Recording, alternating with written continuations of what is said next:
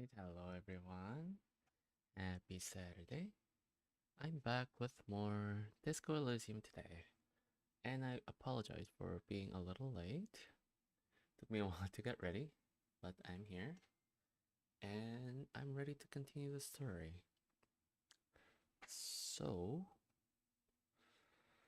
I feel like I'm finally making some progress on the game, which is a good thing. So we'll see how far I can go today.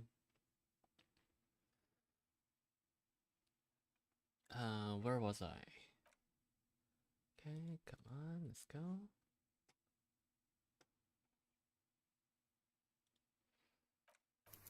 Oh yes, I just broke into this gym apparently. Yeah, apparently it's a gym. There's a broken. This was the door with talismans. Apparently this is a gym. Sand is dripping from the punch bag.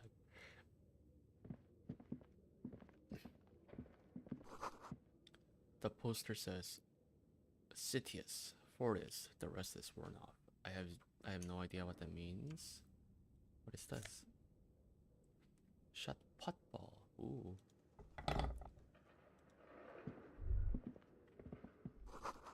Worn out wall bars. They look unsafe.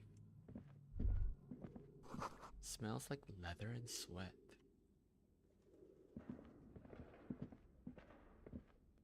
A barbell lies on the floor. The color has worn off its weight plates. Okay. It's 60 kilograms. Your triceps hum at the sight of these weights. Show the world what kind of beast it's dealing with.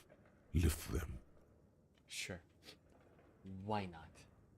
There are no collars on the barbell. This is a safety hazard. Why does it feel so familiar? Why does this feel so familiar? Is this familiar because I'm a weightlifter? No, it's not that. It's the stale smell of rubber, the squeaky sound of sneakers, your bruised knee against the mat, and a whistle. Then the feeling is gone. Wrestler? Was I a wrestler? It's just a memory from another life, when you were young and fit. Young and fit.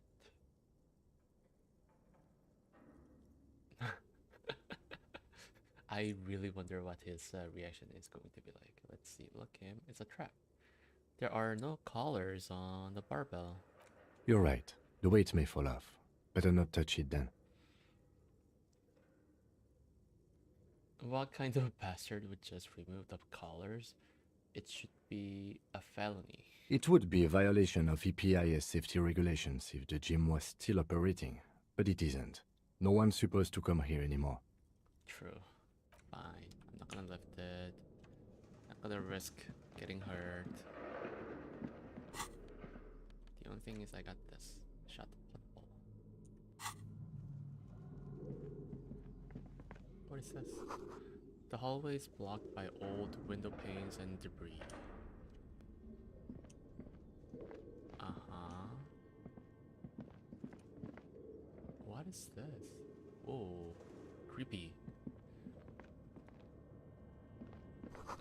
A large demijohn full of strange liquid. All right. Wild animals stare at you in the dark stuff, then mounted.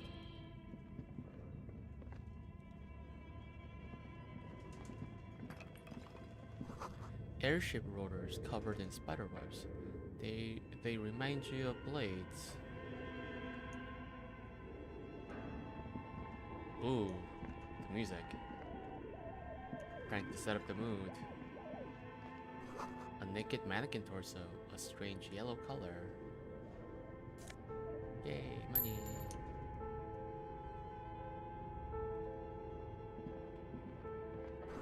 Blue velvet, soft to the touch, moth-beaten. More money, yay.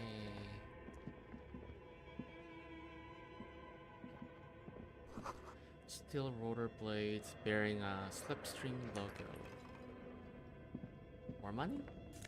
What is this? Production schedule, filament memory. What is that?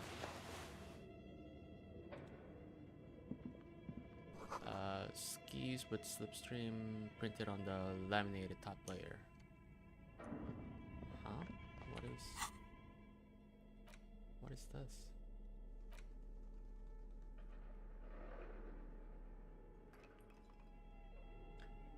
This filament contains information that can be read using a radio computer. Okay. A ball used for playing shot-put, a favorite pastime of elderly gentlemen. You feel like you should hold on to this and make good use of it. To sell such beautiful old-school sports equipment would be a sin. I don't care.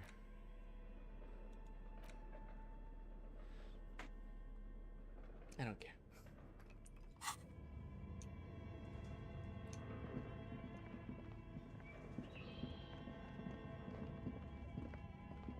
Your flashlight slides over an old green chalkboard covered in scribbles, sketches, and schemes like some ancient cave mural. That is an interesting drawing. Some of the writing has faded with age, but you can still make out sections here and there. Photos and drawings have been pinned to the board.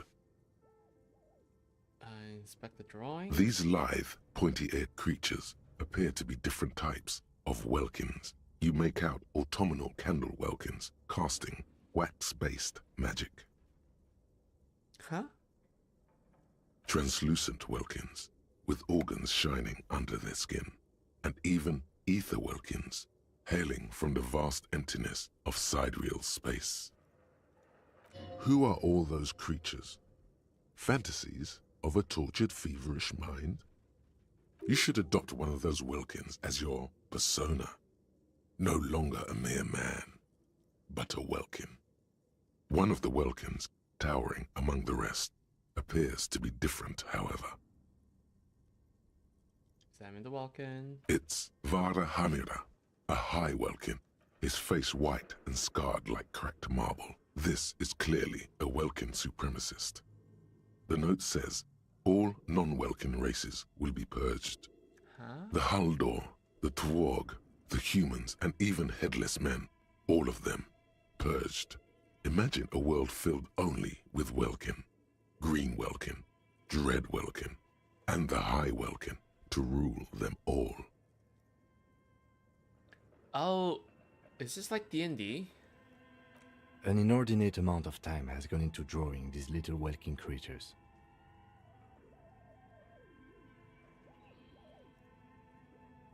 Why would anyone spend so much time on this? Some people really like building a world, I think, even if it's just for a game. I think this is a game.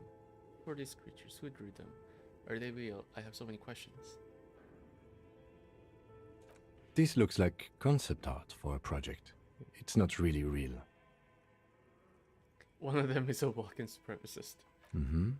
Political commentary. That one has a great beard, too. The lieutenant nods at the Walken's facial hair. Just look at those details. So much effort. Oh wow, he's into it. And for what? All gone.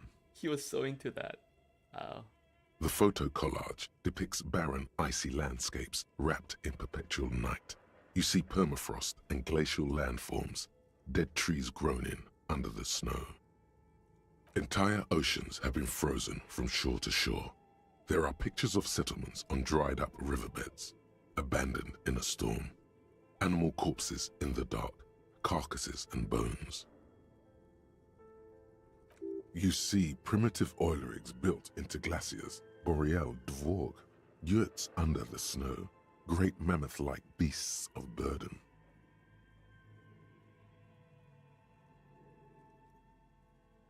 Albeit dark and cold, this vision also feels cozy in its own way, like eggnog or morphine, a much-needed respite from our own world. I'm not listening to electrochemistry.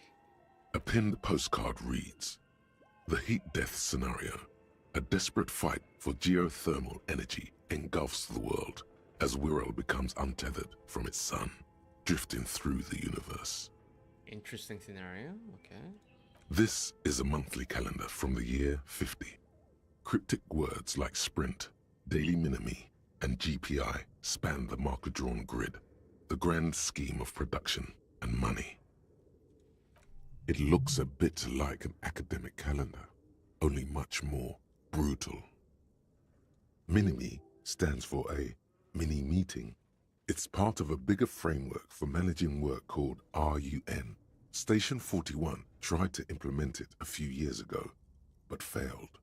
Keep reading. As time goes on, the numbers in the boxes grow rarer and rarer. The board becomes an empty snowfield in the final days. Only failure and regret dwell in this region. Looks like they didn't make it. A note in the bottom left corner of the chalkboard says, "See the prod schedule filament for details." Okay, inspect the notes. The handwriting is only partly legible, but you can still make out 3 slogans: Call in, Tune out, Wirral untethered, and Heat death of the universe. Heat death of the universe. The full text reads, "Heat death of the universe is the new black." Another note says, "The biggest advancement in role-playing systems since the 30s. Sure. Sure.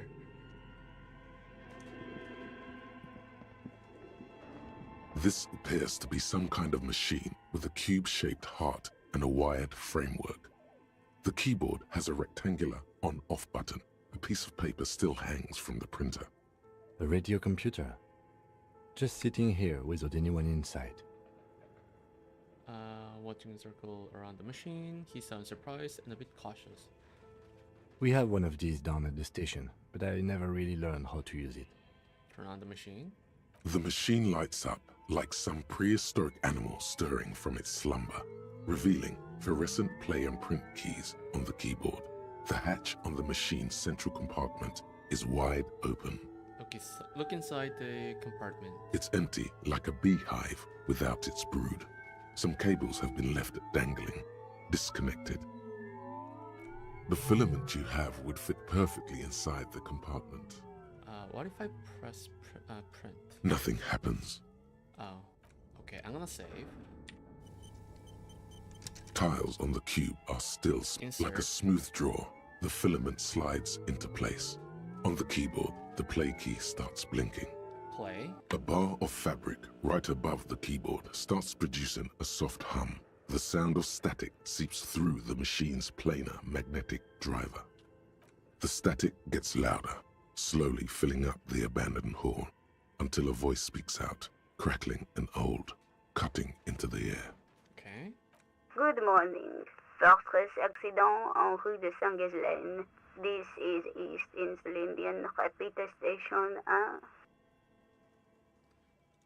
Please repeat. Is this the production schedule? What's the production schedule? The filament you have inserted into the reader. You mean that glowing thing I put inside? Yes. Is that the production schedule? I swear I haven't touched anything. Yes? Good. Please repeat the password.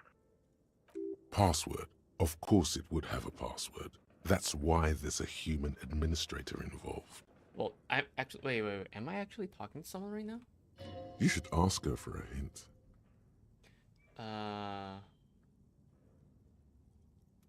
password? I'm really bad at passwords. Can you give me a hint? Is it my birthday? This is the police. Please open this thing. I am contractually obliged to protect the privacy of the filament holder for stress accident. Without filing a warrant with Lintel, I cannot give you access to this filament. I'm afraid we are not doing that, unless we want to wait for a month. Now, can you please repeat the password? Can you give me a hint? No. Oh no. A hint system is not part of the protocol for repeater stations. Is it my birthday? Still no. I don't know the password. Received. I will register this login attempt. Oh no. Don't worry. Passwords have a way of turning up sooner or later. Does it? Fortress Accident. Is there anything else I can do for you today?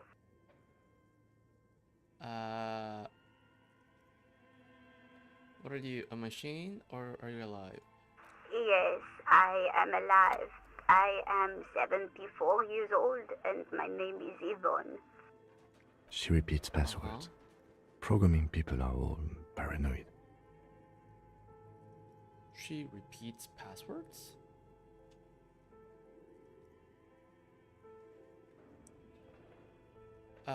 Okay, but where are you? How did you know where I am? I work as a repeater at the East Insulindian repeater station.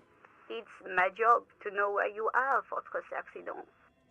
As for me, well, I am sitting in my cubicle, surrounded by a wall of radios. Doesn't it get lonely, sitting there all by herself? Yeah, doing this job, doesn't it get lonely? Lonely? Why would it get lonely? I get to talk to people all day.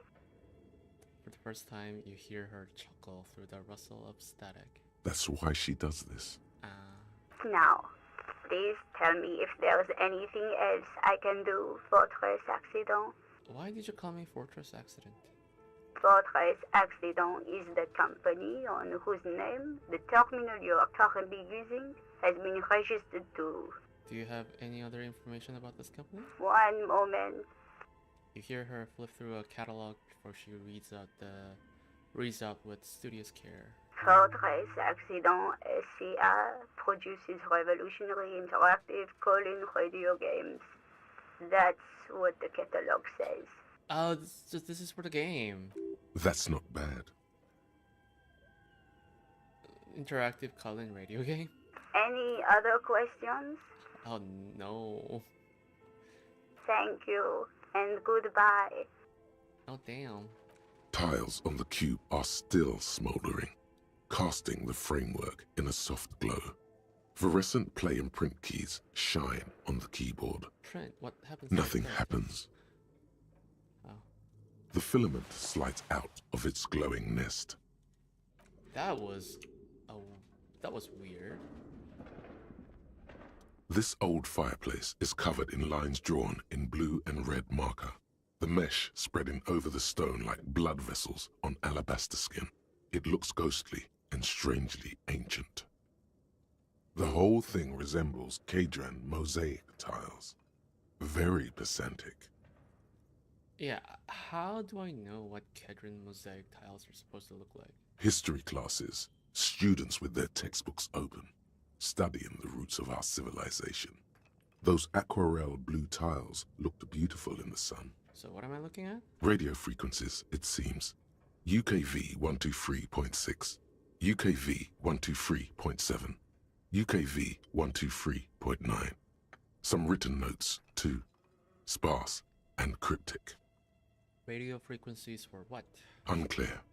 It looks like a cardiovascular system split into veins and capillaries. Very advanced.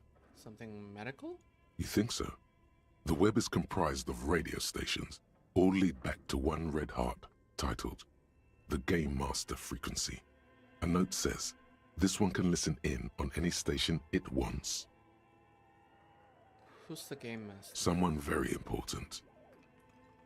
The leader of a massive on-air game built by these people. A conductor for the hundreds of story threads that pass through the Game Master's frequency. Then who's playing? Whoever decides to call in to a call-in station, it looks like. A list of names under the stations suggests people across 6 Isolas would be playing. Muindi, Insulinda, Kotla, Grad, Samara, and even Il Mara. All of this is gone, left unrealized. There's no way a little basement studio working here could pull anything like this off. I am failing to understand the significance other than the fact that there are people playing some sort of a game. In a My very God. big scale. It's as if the less money they had, the more ambitious their project became. That is so true. That is so true. The schedule. I know doom when I see it. The company was running out of funding.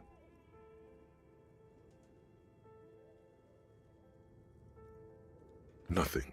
It's just lines on marble. An echo from times long gone. No one has used the fireplace in ages. Cool. Kim likes to talk about something. Developers of the most advanced RPG in the universe. Okay. What do you think is going on with that computer, chalkboard, and fireplace? Undercover counterintelligence program. Looks like an undercover counterintelligence program. It's just a failed business. The only question is, what the hell were they making? Yes, that is the question. It looks like one of those popular pen and paper role-playing games, only these people were trying to automate it, make it work on radio computers. Interesting. Utter madness, he thinks, as a compliment. As a compliment. How are they planning to do that? Through call-in stations. None of the players have to be physically present. Anyone in the world can participate in the game, as long as they have a two-way radio. Then there's the game master frequency that listens in on the smaller call-in stations. I think that was supposed to coordinate the stories, functioning as a master of ceremonies of sorts. Has anyone ever done this before? Not to my knowledge. They make automated games in Grad, Messina, Königstein. You know, places with industry. Not in Revachol West, among the ruins. But I don't think anyone has attempted to create an inter-isolary game before. We just don't have the technology. And this was a role-playing game. Indeed, those Welkins are a dead giveaway. Role-playing people love that stuff. The world looks like a modified version of the WeWorld board game, with hit death thrown in. Super cool. Someone should give them millions of real immediately. This game is too good to be left unfinished. So what do you think happened to the company? No idea. They stopped filling out the schedule on the chalkboard. Wow. Indeed, it's ambitious and untethered from reality, but They were insane if they thought they could do this. It was just a ploy to cheat money out of their investors' pockets. The world is cold and lonely. This would keep it company. Let's finish it. Do we have any money? Let's give them more money so they can finish it and make it even bigger. Let's finish it? What do you mean by that? it's too late for that, I'm afraid. Looking around the derelict room, the pipes howl and a rat crosses the floor. Okay, let's keep moving. Cool.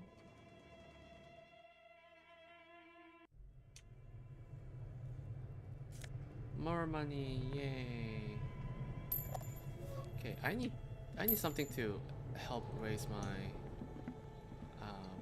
health. Is that a bear?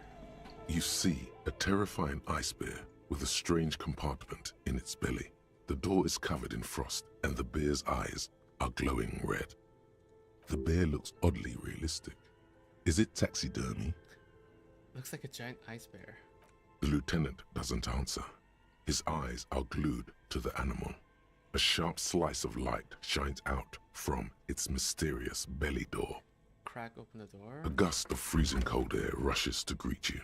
You hear a low grumble as the bear regulates itself. This is the inside of a refrigerator. The lieutenant takes a peek inside. His hand has found the holster of his gun. Yeah, relax, it's just a fridge. Of course, just a giant ice bear-shaped fridge. Let's take a look inside. Yeah, what's inside? The shelves are empty. All you see are crumpled ice cream wrappers with the brand name, Revachol Ice City. A handwritten note has been attached to the door. The fridge is huge. Take the note from the door. You pocket the note and the little fridge magnets keeping it on the door. Examine one of the ice cream wrappers in there. A friendly cartoon bear smiles back at you from a glossy cellophane wrapper. It looks nothing like the fridge. The paper still smells of vanilla and chocolate. Yeah, what does it do here? Good question. It looks like an ice cream fridge. Well, duh. Is that ice cream from this hyper carnivore? I know. What an unfortunate marketing choice. What is even worse, the bear is still costing them money to this day. The lieutenant points at the red snaky cable running from the fridge. The fridge buzzes with energy. The electricity bill on this thing must be catastrophic. Interact. What is this? Interact? The note is written with a blue pencil on a piece of lined office paper. The kitchen magnets have left spots on its surface.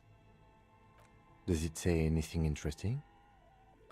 The lieutenant leans closer to read the crumpled note over your shoulder. This is tangential at best, but the lieutenant's detective instinct is still active.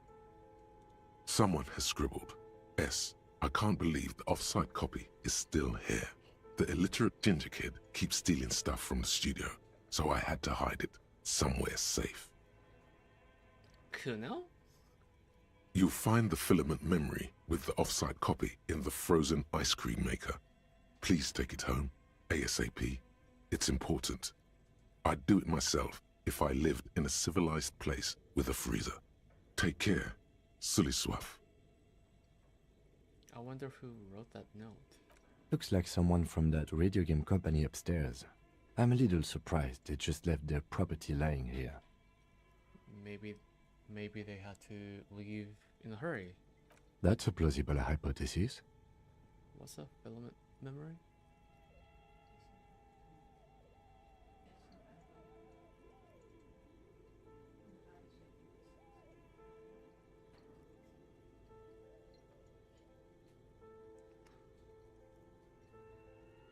It belongs inside a radio computer, storing its memory. It's like a tape. You listen to disco tapes, right? It's like one of your disco tapes, only for a computer. It's like the production schedule you found. Only this one's an off-site copy. Yeah, who's the illiterate ginger kid? I bet it's Kuno. Really? You don't have a single guess? You mean Kuno? Oh, I'm sure that child would love to get his hands on a filament memory. Even if he doesn't know what to do with it, he'd probably try to pawn it for speed, based on our encounter. Do you have any idea where the frozen ice cream maker could be? I don't know. I assume it's somewhere close to the ice bear fridge. An intricate web of blue. It almost looks like the Sorry, I just wanted to try something with that.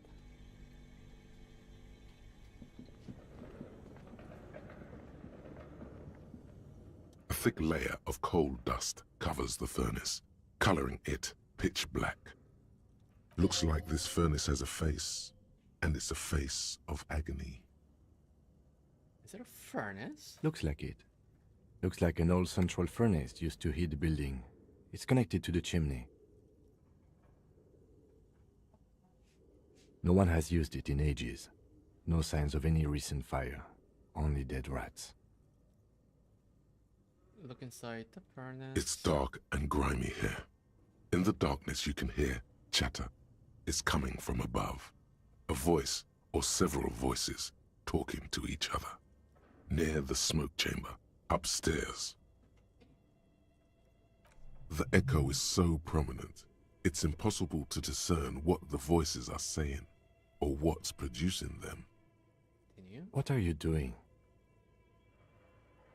I hear the murderer of the hanged man talking. I'm not sure, but I think I can hear someone talking upstairs. Wait, really? You should investigate, see if someone's upstairs. Smear your hands with coal. A lush layer of coal now covers your skin, sinking into the wrinkles. Your hands look ancient.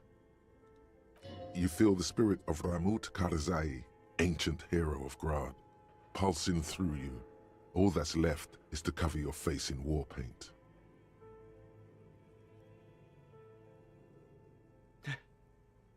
Let's not express ourselves, let's just wipe our hands clean on our pants. Yes, how grown up. The furnace agrees. The lieutenant seems relieved as well. Kick it with your foot. A hollow ring Oh, shit. goes through the furnace. Your toe hurts.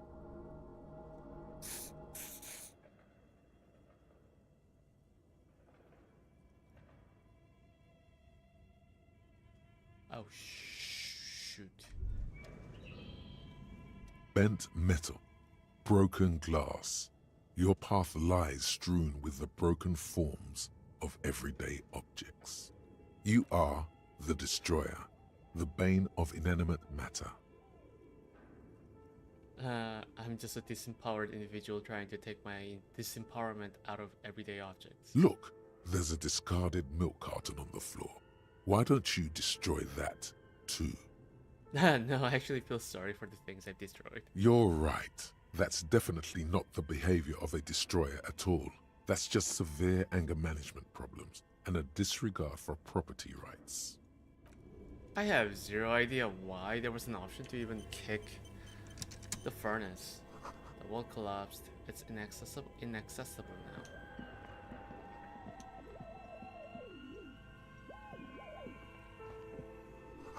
Ice cream maker defrosted and unplugged.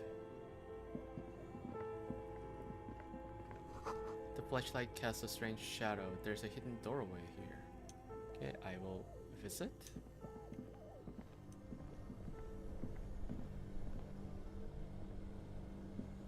Frozen ice cream maker that is still running.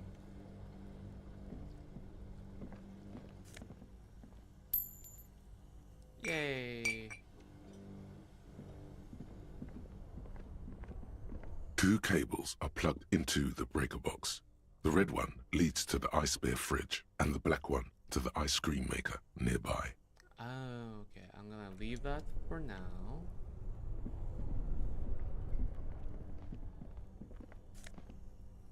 A drama. Ooh. Intercom wires running into the breaker box. I see. Oh, money. Money.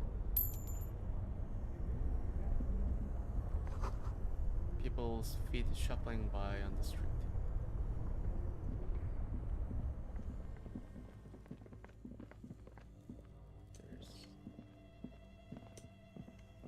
Okay, what is this?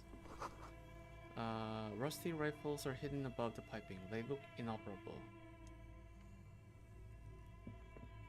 A few bricks have fallen off, revealing a compartment behind the wall.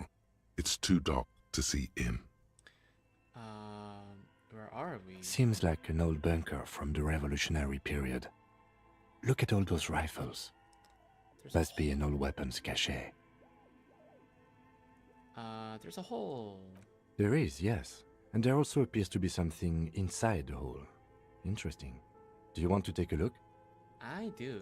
Your hand reaches deep into darkness and spiderwebs.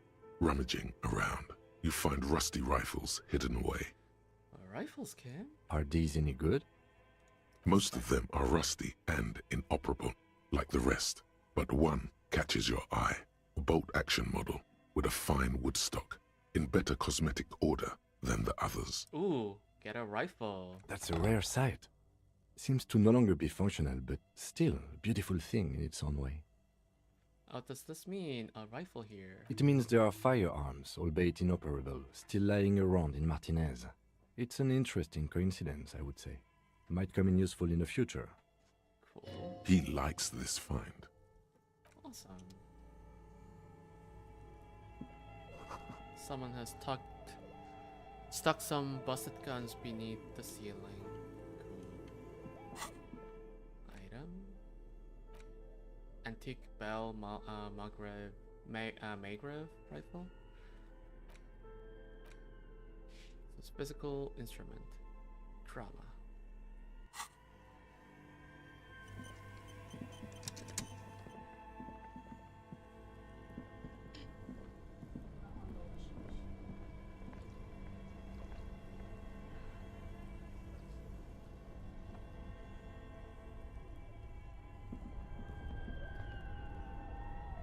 Two cables are plugged an electric sizzle. The room is slightly quieter now. Something close to you dies with a soft electric purr. Why did you do that?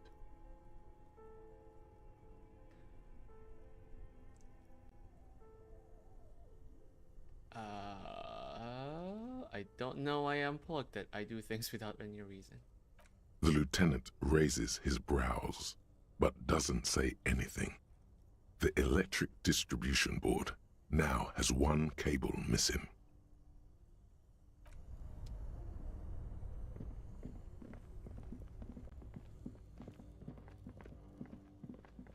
This is off now. The beer's eyes are dead and empty. Ice inside the fridge slowly melting. The power has been cut off. Close the door.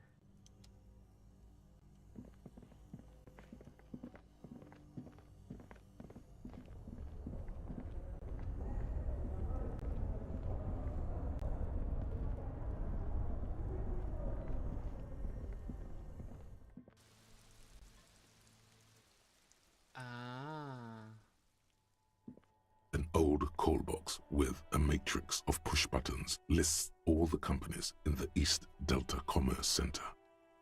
I bet I was in Revachol Ice City. Silence. No one answers the doorbell. No. Fortress accident. Silence. No one's home at Fortress Accident. You hear static from the intercom speaker. It sounds as if someone has picked up the receiver but isn't saying anything. You can almost hear them breathe. Is anyone there? Yes, hello. This is Tricentennial Electric. Oh. Have you come to place an order? No. She sounds almost antique, as if her voice was being played off an old wax cylinder. A receiver must not be working properly.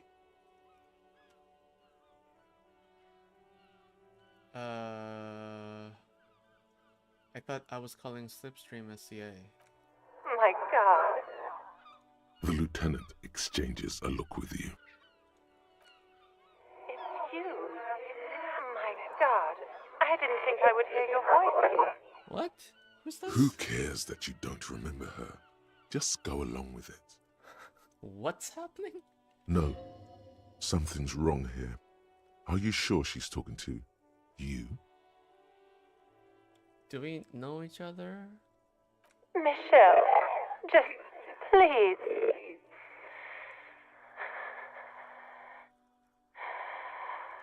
Why did you even call? I don't understand.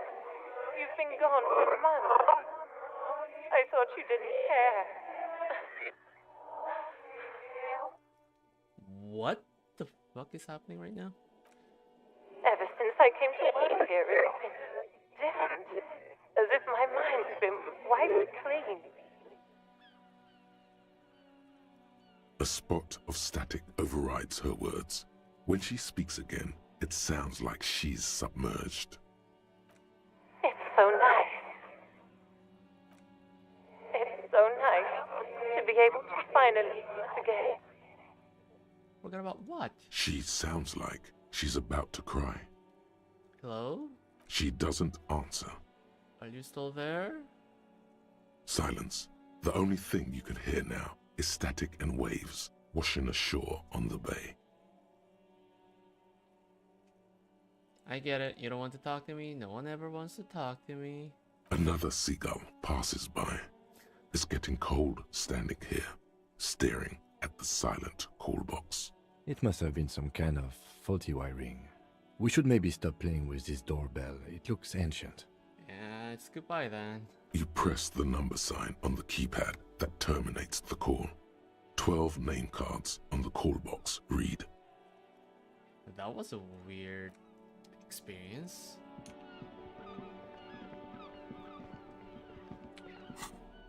I'm gonna take this out. Gonna saved. Okay. Right here. Okay. Hello. You broke down the back door, the wards, the door. It's all gone now. Dark psychic energy leeching onto my shop. I don't know what I was thinking barging in like that. Sometimes it's necessary to resort to extreme measures. I suppose it's all over now. I guess there's no escape. What are you talking about? It's just a door. Just a door? This place is cursed, detective. They don't call it the doomed commercial area for nothing. Just look at the sheer amount of companies that have failed in this house. I hope you're happy now. Happy that you've ruined everything. Now that you've broken the door, the curse is coming to get me as well. Host Almighty, she prays, guard me and my honest business venture from the curse that lurks behind the door. Blessed be your name. Cursed? But I thought the curse wasn't real. Of course you didn't. You're nothing but a policeman. All right. You know what? I'm willing to let you investigate the doomed commercial area. We are set on the path. There's little else to do. Oh, I was supposed to talk to her next. But before we go on, tell me, did you encounter the malignant entity? I don't think so. Yes, the malignant entity that lives inside the chimney. It takes the shape of a woman, a witch probably. I've suspected that she knows more about the curse than she lets on ever since I first saw her. Chimney, the passage between heaven and hell. Of course, it all makes sense now. Big enough for anyone to live there, yeah. No, this chimney is part of the building's central furnace, and it's enormous. She has barricaded herself behind some metal security curtains. God knows what she's doing there. Some unnatural magic, I assume. You should go find the entity and ask what happened to all the companies in the building. And do return to me after you've talked to it. I'm quite anxious to know what she has to say about the curse. If you're really interested in cracking this mystery, then we should go back to the furnace. Maybe you could yell into it or something. Make some noise. Despite his cool, the lieutenant's interested in solving this mystery too. I have a few more questions. Okay, but please, only a few questions. You wouldn't want to disturb the spirits. How does this curse manifest itself? The curse is so much worse than you could imagine. It's a disease, eating at the very foundation.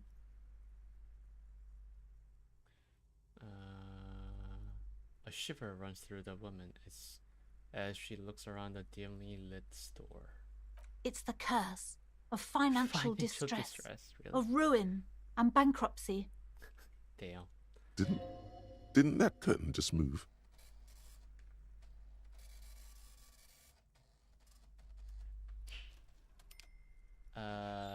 The previous tenants have experienced some financial troubles, yeah. It's not just that, officer. We're dealing with something supernatural here. It's the cacodemons feeding off bad business practices and disappointing income statements. I'll be right back. Give me a second.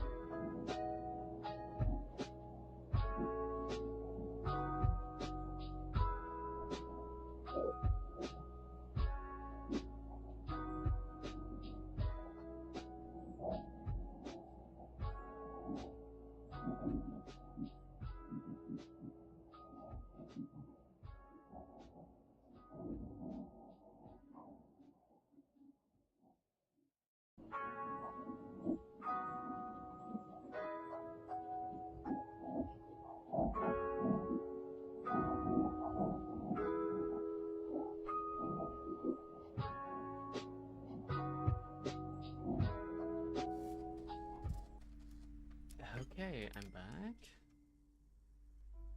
There's something wrong with this building, I can tell you. Ever since I arrived, I've sensed an eerie, lingering presence, as if I was unwanted here. Sounds familiar. I feel unwanted too. What does it mean? Truly so? Perhaps the dark energies are leeching off you. You shouldn't stay in the store too long. It may be dangerous. Have you sought help from anyone? Yes, I've contacted numerous parapsychologists and even a pair of Simonese mediators. They provided me with the wards. The wards help to keep the doom at bay and protect us against the darkness that lies further in the building, even though now I fear it's not enough.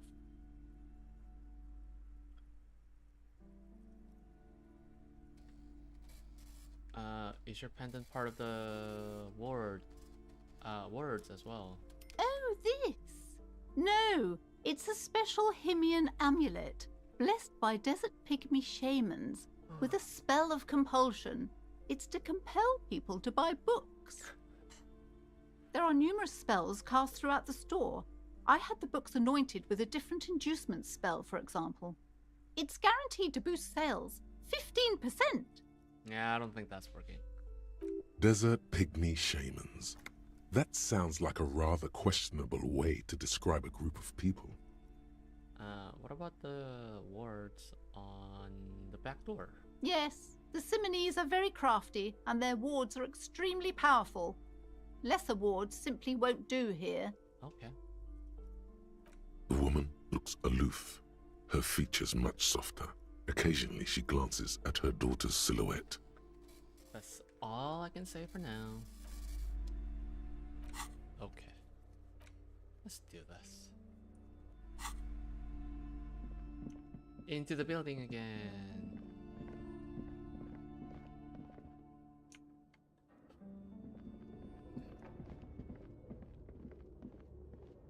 Yes. What is it, Kim? It's dark, Yes. and the flashlight works a lot better if you hold it in your hand. Flashlights go in hand? Fair point, yes. Totally obvious. Right. Now let's get to it. Okay. Some areas are inaccessible without your flashlight. After you've acquired it, go to your inventory. Oh, I see. Happy? Yes? Happy? Are you happy?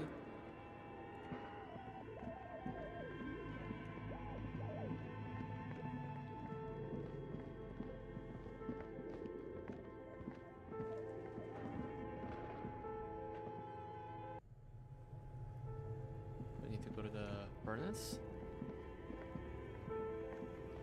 A thick layer of coal dust covers the furnace, coloring it pitch black. Hello? Boop. Something breaks loose in you. A mighty bellow echoes throughout the chimney's depths. The chatter of tiny voices above suddenly cease. Then, Excuse me. Hello? You hear a woman's voice answer. you've awakened the entity.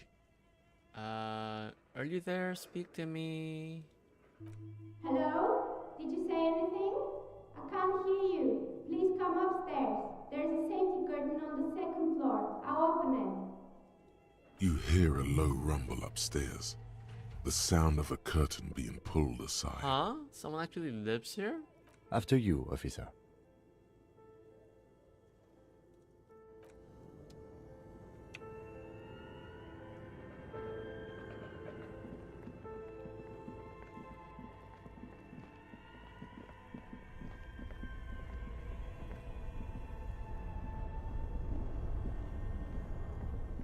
Where?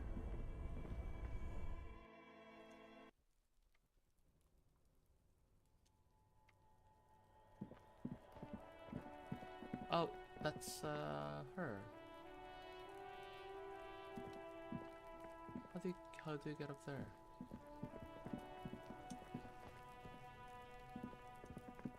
Wait, now I'm curious. Is there a way to get up?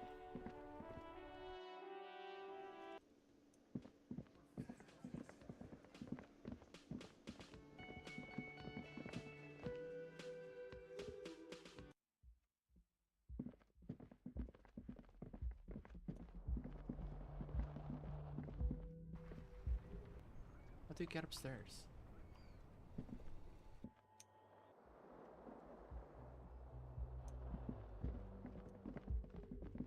That's disappointing.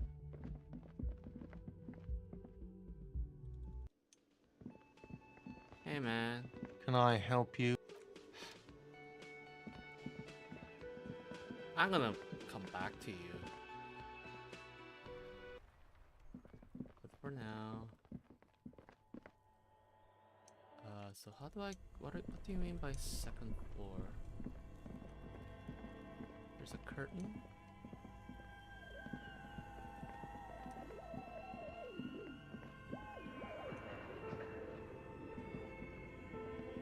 Upstairs here?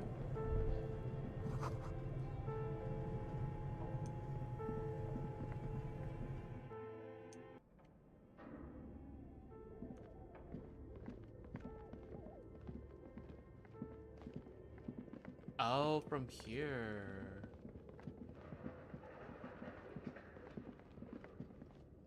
Oh, it's the shoes. Melting snow. Floorboard creaks.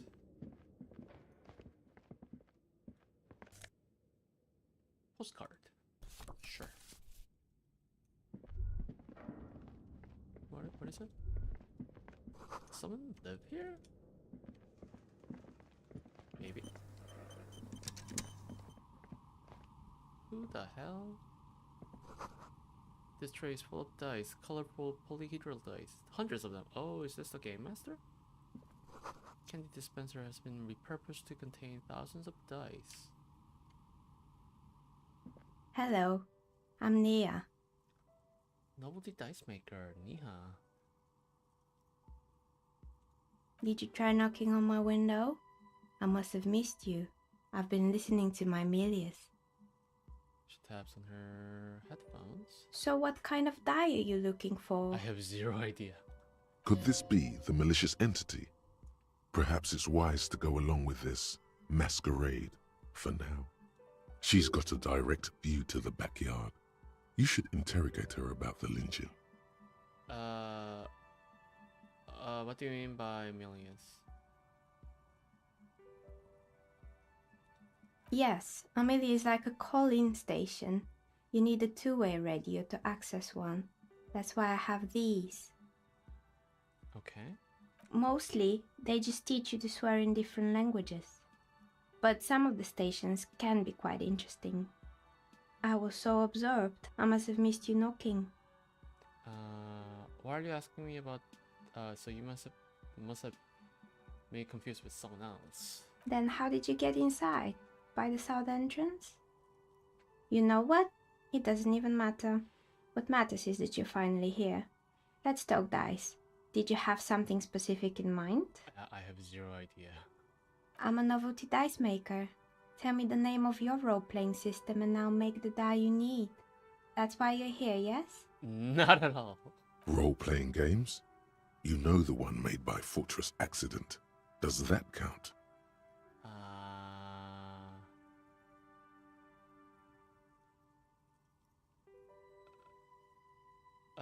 Sure. Very good. My rate is 10 real per set, unless you want something really unusual. Take a look around and see if there is any particular stone you want to use. Alright. It almost looks as if the stones and dice are a natural part of the room, growing out of the shells like stalagmites. This person means you, or no one else, absolutely no harm. She will answer freely and honestly. No falsehoods are present. She's a novelty dice maker and doesn't have anything to hide. Ask what you need. Where are we anyway? We're inside the chimney of an old central furnace. It's strange, I know. She looks at the ruddy bricks that make up the walls. Even though they've been repainted, there are still signs of coal black soot here and there. But when I arrived here, all the other rooms were taken, so I had to build myself a makeshift home. Besides, I don't really have to pay any rent here, so that's a plus. Plaisance was right. There's an entity living in the chimney. You should ask her about the curse. Creative. Selling, fading into shadows here.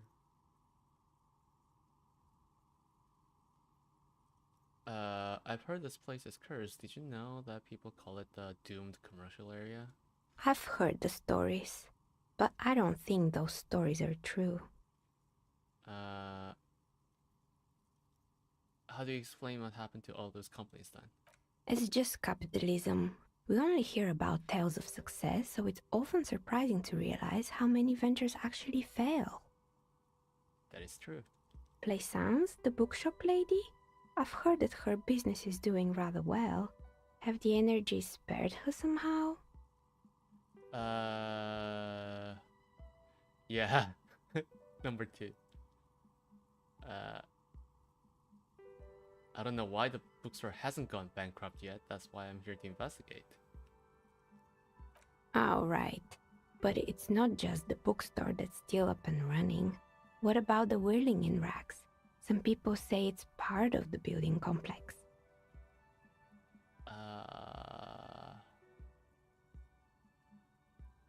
Hold on.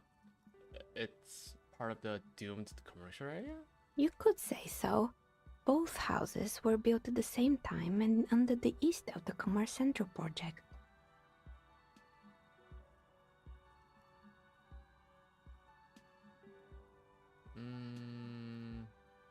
Well, it isn't doing really well either, I guess. And then there is me. Oh no. She's not doing well either? I've been here for 14 years, selling novelty dice to role-playing enthusiasts. Not exactly a million-real business idea, yet somehow I've survived despite the talk of malicious energies. Strange, isn't it? Interesting. Maybe it's just because she's so talented that she's been able to woo the curse.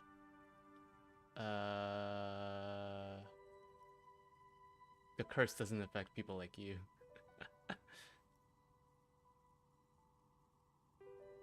I'll be first to admit there are many inconsistencies in this so-called curse. I was just about to ask, what do you think? Do you think the curse is real? I don't believe so. Time has come to face the source. Fear not, for the forces of the universe are supporting you in this psychic quest. Only business decisions and natural market fluctuations. Exactly. Truth is always so disappointingly mundane and boring. But I'm glad we got this sorted out. Anything else I can help you with today? That's all she has to say on the subject. She's been thorough and truthful, as far as we can see. Plaisance is not going to like what you have to tell her.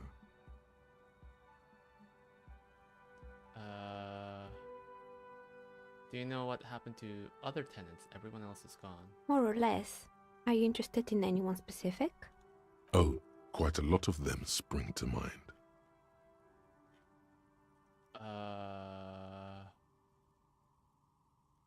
There used to be a hair salon here, right? Yes, I think it was called Androgynous Orlando or something similar.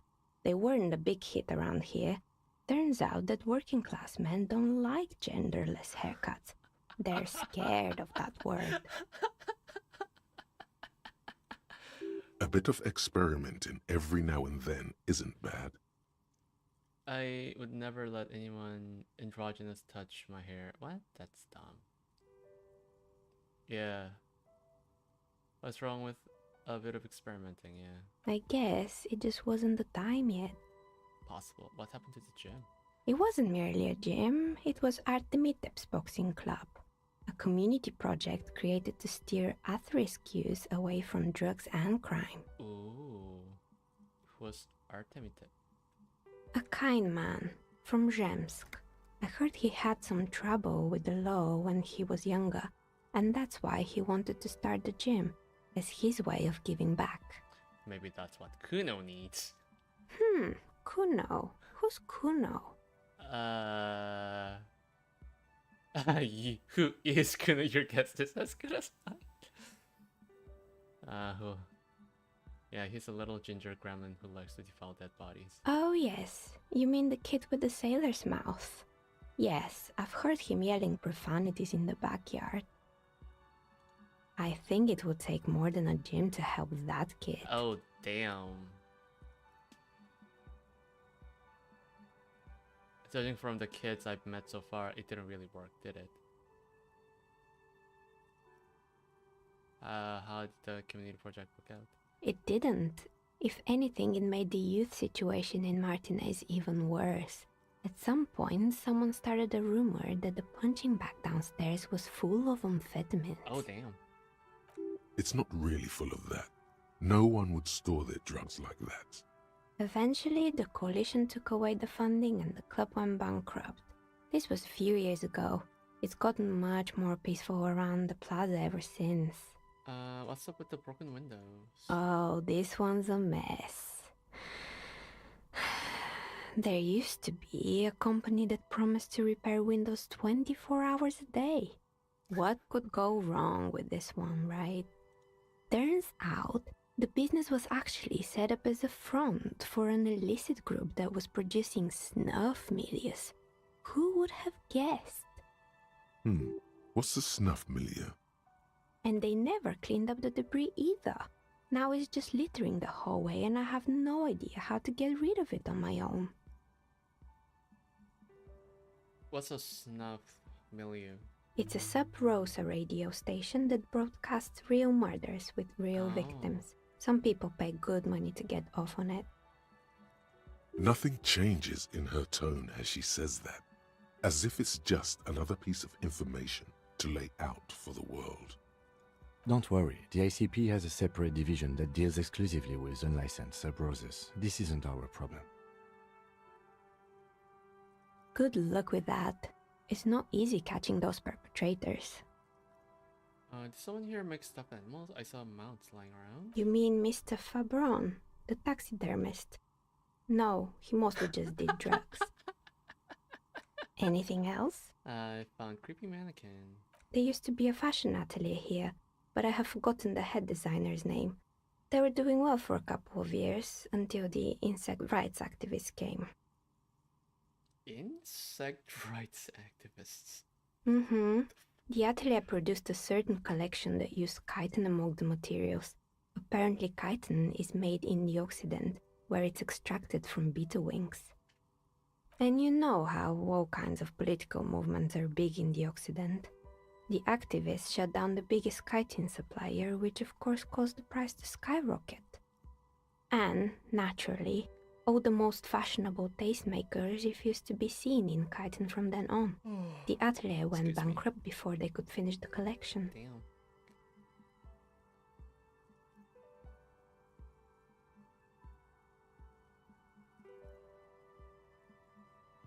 But insects don't have any brains or feelings. I like insects, sure. Really? Anyway. Oh no. Poor guy. Suddenly, you get a feeling that insects are important to the case somehow. It's hard to say why. Interesting. What's with the rotor blades and skis? They were made by a company called Slipstream. After they pivoted from making rotor blades to skis, their chief executive took off on a vacation with all their money. Honestly, I think it's quite funny. I think he's still sending out holiday transmissions from Tulula or Tiumotiri or Hashtkor or wherever he is. What do these transmissions say? The usual, I imagine. That he's been thinking up all kinds of new business plans and can't wait to get started on them just as soon as he returns. Men like that are a curse. Sure, but Slipstream is history now. All their remaining assets got seized by the bailiffs in 47. I have no idea why those keys and blades are still lying around in the house. Not much use now, I guess. They were just props. Why return them? Found the string machine. Fortress Accident, the radio game studio. Mm-hmm. She liked them. Oh. They were an interesting bunch. We talked about role-playing systems every now and then. Once, I even saw two of them get into fisticuffs over Wirral. They certainly took their work very seriously, even if they seemed to be chronically liberal with their schedules. Now, what do you mean by liberal? The usual. They ran out of money and couldn't get the project done on time. Oh no. Well, I did hear them talking at times. They seemed to believe they were historical individuals on some grand quest. She sounds almost mocking when she says that. The project did look quite impressive. Yes, but when the money started to run out, they just began to complain a lot about capitalism. You know, how the markets are rigged to keep out new businesses and so on. In the end, they just didn't get it done. They didn't have enough willpower to produce something truly historic and to show up to work on time.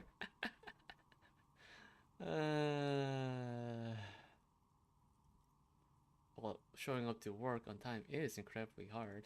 And so is producing something extraordinary. That is true. Something strains her face before she looks up again. Anything else? There was a terrifying taxidermy bear in the cellar. Oh boy, the fabled Revachol ICT. You're in for a treat here. Oh? The place was owned by two guys who had some rather innovative ideas about marketing. The bear was one of them. Now ask me about their other ideas. No idea. Indeed. What were the other ideas?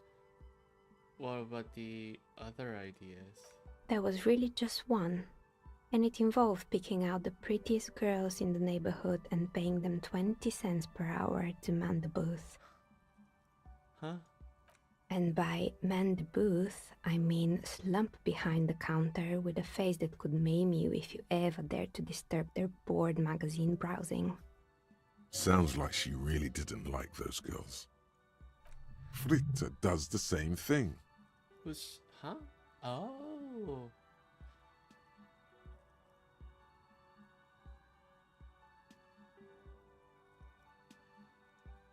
Employing silky teenage girls is a widespread practice, yes. Unfortunately, they always come in packs. I'm talking about acne-ridden girlfriends and gorilla-like boyfriends loitering near the shop. At least that's what happened with Revachol ICT. And they already had the bear. What about the bear? The bear. Didn't work out. Of course not. The bear was terrifying. No one wants ice cream guarded by a hostile apex predator. To make matters worse, the fridge didn't work too well either, and half the ice cream came out malformed and partially melted. Eventually, Revachol ICT lost the price war to its rival, Glacé 5000. Glacé 5000 sold caramel sundaes for only 5 cents a piece, out of regular fridges. I killed the bear. You did what?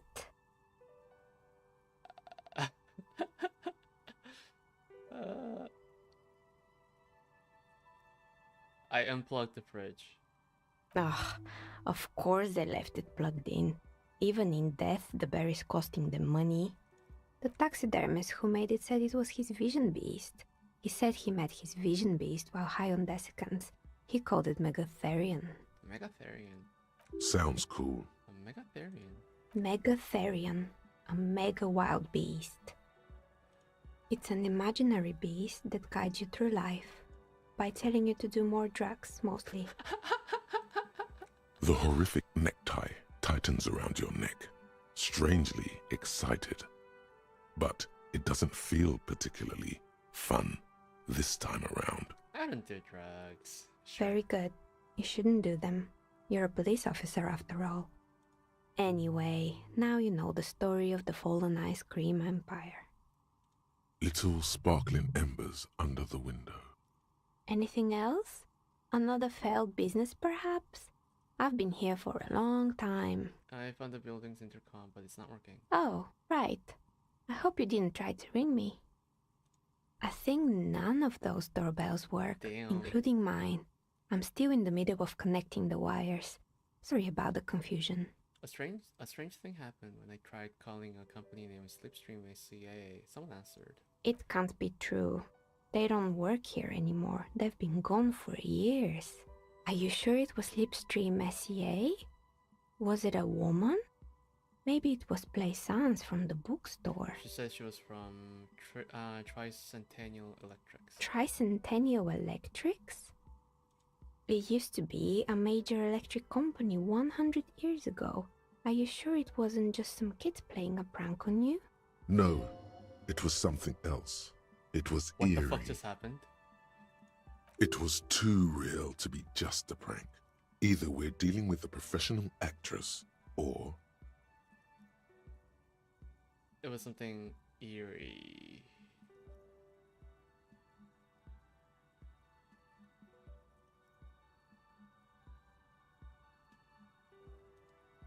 Pranks can be eerie. Oh, the kids these days. We were just one of them, and now they're terrorizing us. No solidarity. You have a doorbell there? Which one? The one with an empty name card. It's the okay. last one in the list. As I said, it's quite useless right now. It doesn't work yet. Cool. Sure, I'm listening. Actually, I had other questions. Good. I hope it clarified things a bit. What else? What do you know about the man who was lynched behind the whirling in rags? Nothing really. I didn't know him. The lieutenant looks at his notebook. Then, the woman under the large window. Your window looks directly onto the courtyard. You're saying you didn't see or hear anything unusual last Sunday evening? I'm sorry, detective, but as you know, I usually have my headphones on when I'm working. It shuts out most of the daily ruckus behind my window. What do you mean by the daily ruckus? Well, there's always something going on in the Whirling's backyard. During daytime, there are usually those kids. And lately, I've been seeing a lot of drunk workers hanging about. Must be because of the strike. She's heard of the murder, but did not see it, sire. She's not sorry to disappoint you. Informing on someone in a murder investigation would intrude upon her focused existence. But I never saw anyone during that fateful Sunday night, I'm afraid. You never took your eyes off the work to look out the window. I might have, but in this case, all I would have seen is my own reflection staring back from the darkness. It's really hard to make anything out in the yard when it's dark outside. Besides, I rarely get up to look out the window when I'm in the zone. Do you often work Sunday nights? It's an odd profession, making dice for people, but I like it, and I prefer doing this to sitting at home. Alright. She nods. Cool. Anything else, officer? How did you become a dice maker? How did I become one? It was a business decision. I was a regular jeweler at first, but that's an unfocused field with too much competition. Some of my friends were role players. They asked me to make some polyhedral dice out of cobalt. That was my first order. I grew it from there. Do you like games yourself? Not RPG? especially. I like working with rare materials and a steady pay. And role players as customers? They're nice people. Some of those nice people have big bucks to spend on novelty items. True. She's thankful for the security they provide her. Alright, I think that's about it.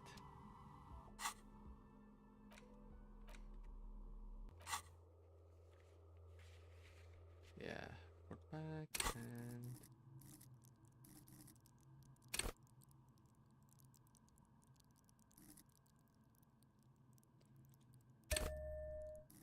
Perception. I want to raise perception. Okay.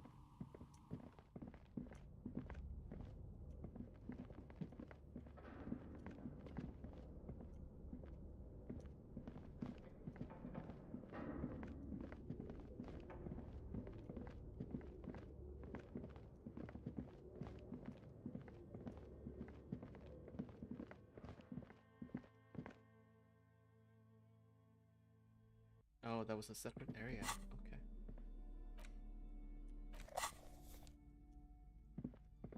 I have a disappointing news for you, ma'am. What have you found?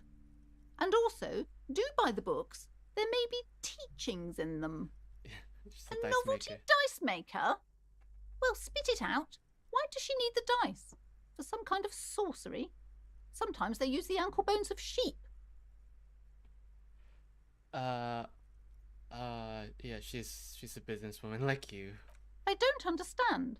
If it's not her, then where is the source of the doom? How did she explain the curse?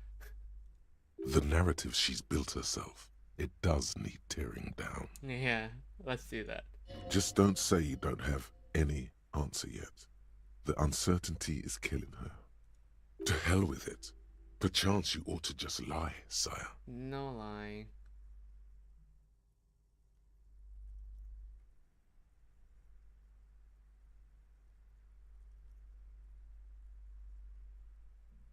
She said it's just capitalism. Bankruptcy is a quirk of our economic system. Wait, what? The entire economic system is cursed? What the fuck? This is a lot for her to pass.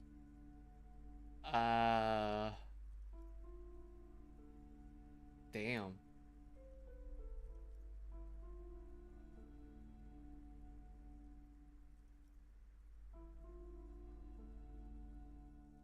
We live in a precarious world. Nothing ever turns out right. You need to get used to chaos.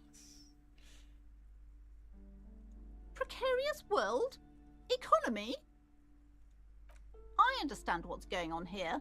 You went in there, rummaged around, and accomplished nothing. And now you're telling me these intellectual things Yeah, to that's not cover going up to for help. it. That's not going to help her. Yeah.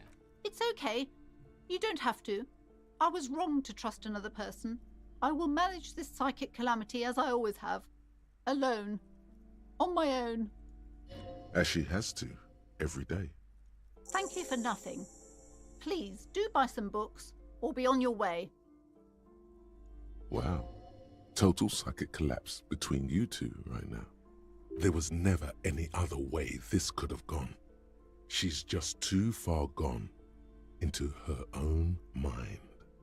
I am sorry we had to disappoint you, ma'am. Can we go now? Yes, we should.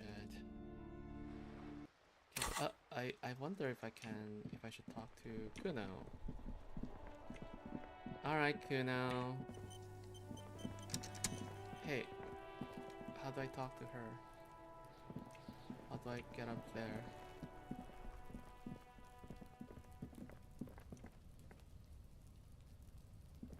How do I get up there?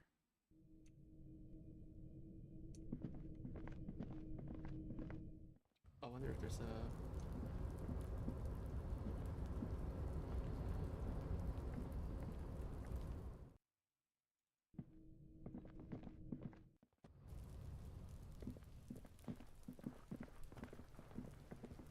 Kuno.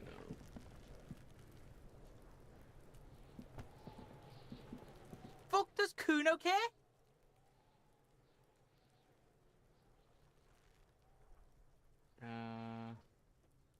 Find your sack. Yeah, did you fuck in there?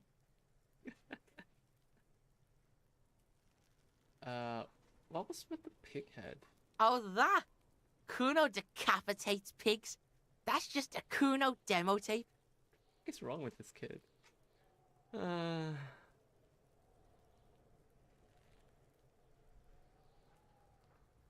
Cool pig head. I like that. I got one too. This one. This shit. What? What is this shit? Fucking on yourself. This is weird level shit. Kuno doesn't go there. This kid is so weird. Fuck your shit back to normal. What is this? Well played. No one saw that coming. Me neither. Powder residue. Know anything about it? That's where Kuno gets his daily hit of electric. Kuno Shazam. Kuno rides the fucking lightning in there, pig. Bet you'd like to ride the lightning too, wouldn't you? No. You feel tired and old, But you could have that sparkle in your eyes. What's with the tube of magnesolum? It's a vitamin, pig. Don't you know anything? You could use some. It's magnesium, right? Yeah, it's the mag. You fucking need that shit to stay on top of your game. Kuno goes through like a tube a day, rips mag like a motherfucker, and you could use a bottle. Oh, don't teach him, Kuno! He's gonna use it against you, Kuno! I know about magnesium. I rock it all the time. You're not getting this, pig. It completely takes away the hangover. It's like you didn't do anything. Like you stayed home playing with your choo-choo. Fuck you, pig! Don't do mag! You're gonna OD and you're gonna fucking die!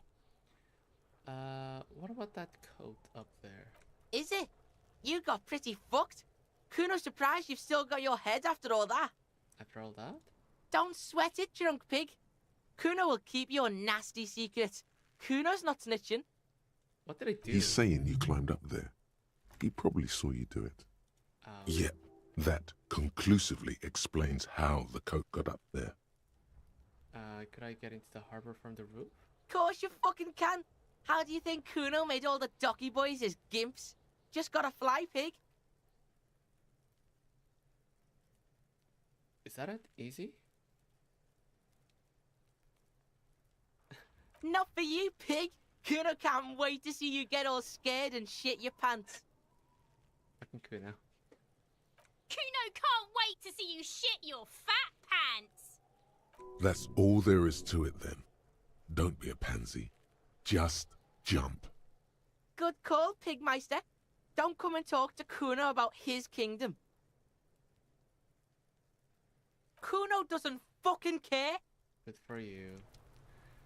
Good for you, Kuno. The trash container.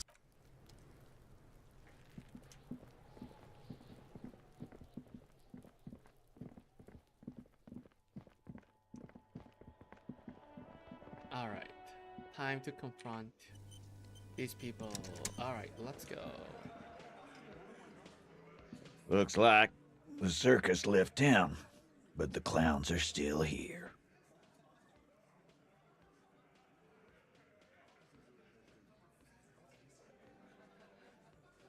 Guess what? I've connected you to the local drug trade. Like hell you have. There is no local drug trade. This place is as clean as a rifle.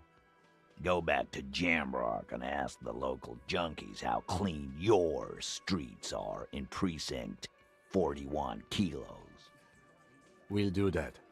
In the meantime, did you know that there's an abandoned lorry at the intersection that was used to move raw ingredients for drugs from Terminal B to Jamrock? The person driving it was present at the hanging. It was one of you. We've connected the footprints. Detective, do you want to deliver the coup de grâce? Coup de grâce. No, the thunder is his. Leave it to the lieutenant. Do the honor. You've earned it. Thank you. You're right, Titus. There is no local drug trade because it's all controlled by you. You're the drug trade. That's a mighty interesting theory. I guess that's what you would need to do, theoretically. A big, strong, state-run monopoly would outcompete the runts on the street. Yeah, man. Theoretically, that's what you would do. To get rid of the gangs, the dealers, even some of the junkies. You would need good, trustworthy people to take their place, of course.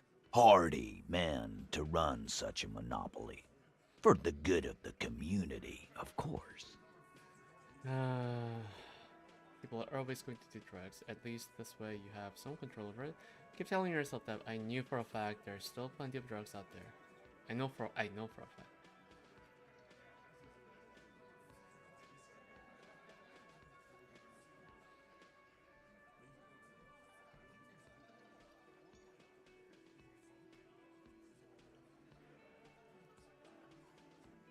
No, there aren't.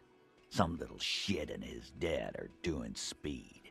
Who fucking who? The stuff's probably from Jamrock. Whatever you've seen is peanuts. Look at the big picture, man. The place is a paradise. And all thanks to Hardy Boys. Theoretically, of course. We're just talking politics here. My answer to your drug accusation is, how dare you? Go fuck yourself. Not quite yet, Mr. Hardy. There were 8 sets of prints on the crime scene. There are only 7 Hardy Boys here. She runs the thing, right? My answer is, fuck off. Mind your own business. There is no 8th Hardy. I run this goddamn scene. Interesting. Finally, you got something out of him. This could prove useful in the future. And here we go. Back to the usual.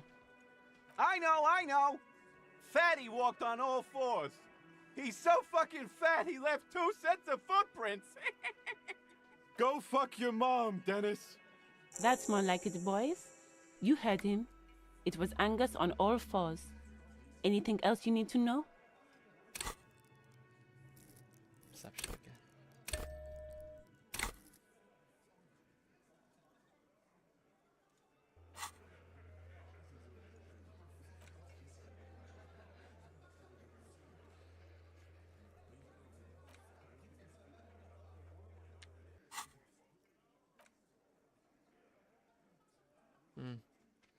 Okay, so what do I do with that information now?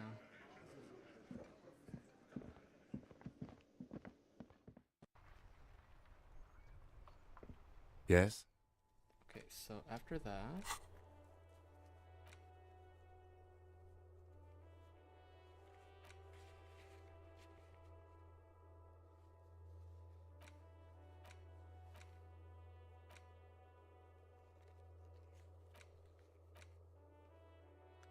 choice.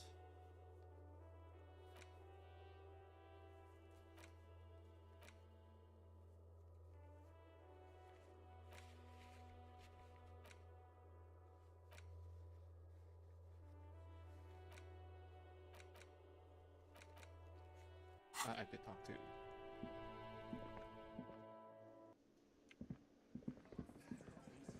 It's you again. What is it? I need to talk to them about the body, I guess. The pretty boy. You guys really love talking about that pretty boy. Sure. Funny. But my partner and I have a serious matter to discuss with you.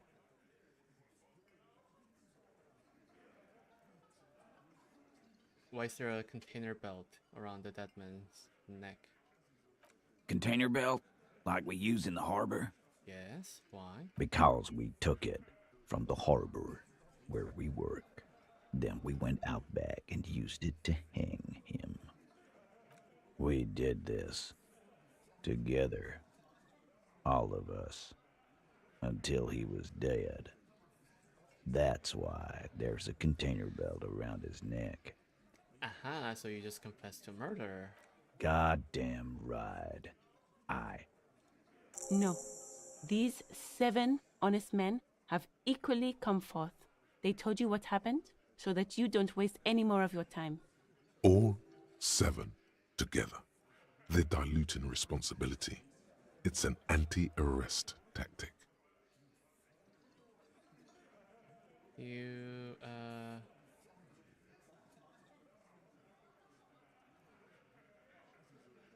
You murdered him just like that, no remorse. How many people have you sent to the Shays? Ever felt remorse for them? Chaise électrique is the method of capital punishment in Revachol under the Coalition. During the suzerain's reign, it used to be the firing squad. Or send them to Reunion to rot. For 20 years. For life.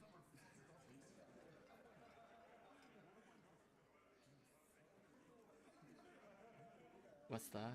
The River Esperance Correctional Facility, a military prison run by the Coalition, dubbed Reunion by the inmates. The origin of the name is unknown.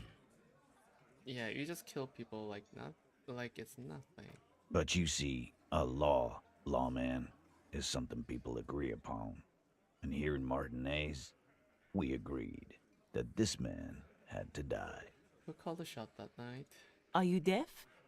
There will be no singling anyone out. You can't arrest a hardy boy without arresting all hardy boys. Do you think you could do that? Do you think you could arrest them all? I suppose we could try. A trick question. Don't let her lead the conversation. But seriously, who calls the shot around here? Who do you fucking think does? Yeah, the big dick. Titus, no one was thinking.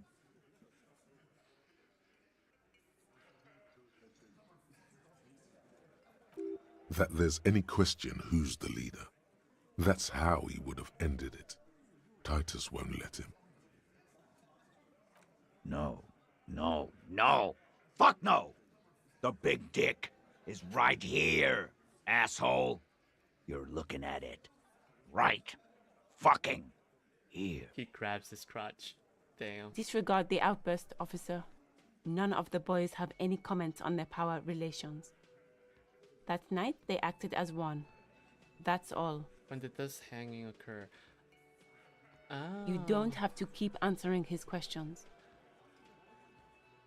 Is it the fact that the woman killed and then all of them tried to diverse the responsibility by hanging the body? Is that the case then? I know, Lizzie. Relax. We killed him last Sunday night. Seemed like a good way to end the week. How long had you known the victim? Known him? We don't associate with scum like that, asshole. Yeah! Who do you think we are? Quiet. He came around about 3 weeks ago when that Pines cow first sailed into town. Happy?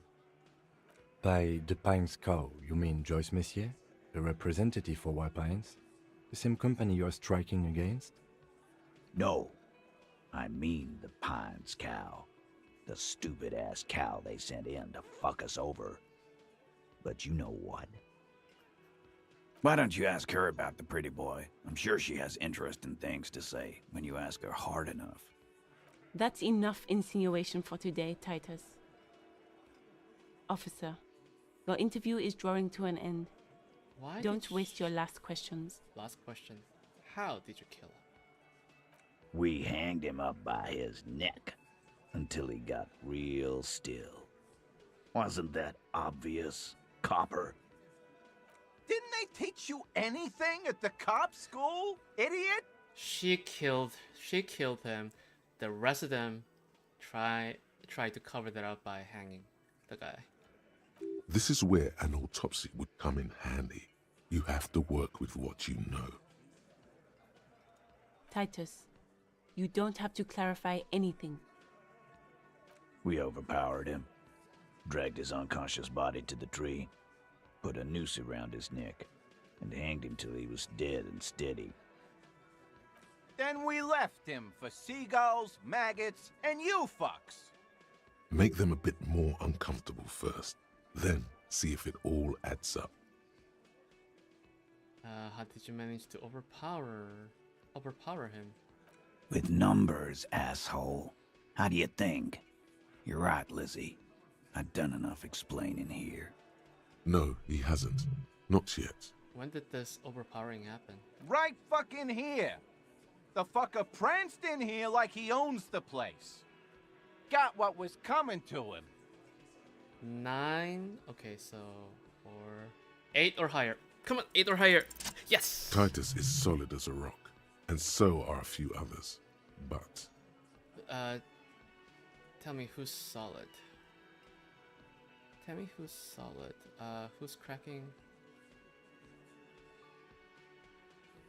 Tell me who's solid first.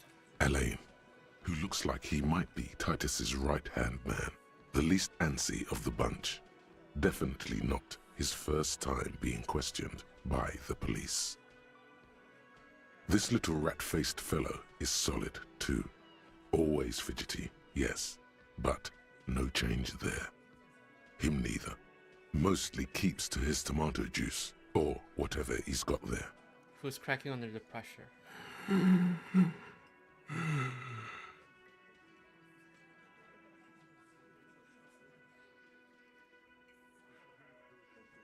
Turn to the big guy. No. Damn. Of course he's having trouble breathing. Just look at how fucking fat he is. That's not gonna help him. Fuck off, Shanky. Angus is a powerful guy. All muscle. Keep your eye on this powerful guy. Sooner or later, he's going to break like a piece of twig. There's something you're not telling me. And fuck you, too, Copper. Picking on Angus like this. We're done with this schoolyard shit. And just so you know, he doesn't have trouble breathing. His all-muscle comment wasn't sarcastic. He's genuinely trying to look out for Angus. This one is a stone wall. You won't get more out of them about the night of the murder. Not yet. No. Of course he's having... Fuck off. Keep your eye on this powerful guy. Sooner or later, he's going to break like a piece What of if I do this again? No. Of course... Fuck off. Keep your eye on this. Like what, Copper? Why did you kill him? Why? 'Cause he was worthless mercenary scum. And he stepped out alive in my town. So he was a mercenary, that's it. And he stepped out of line. What kind of mercenary? The kind that shows up when you start a strike. The experienced kind, too. Had Cohoy and Semenine written all over him. Ex-Oranese Special Forces. A live grenade. Right here in our bar. This one has a special gripe with him coming here. I can't prove it, but I know he was sent by the Wild Pines. They hire merc shit like that. Story of every strike from here to Samara.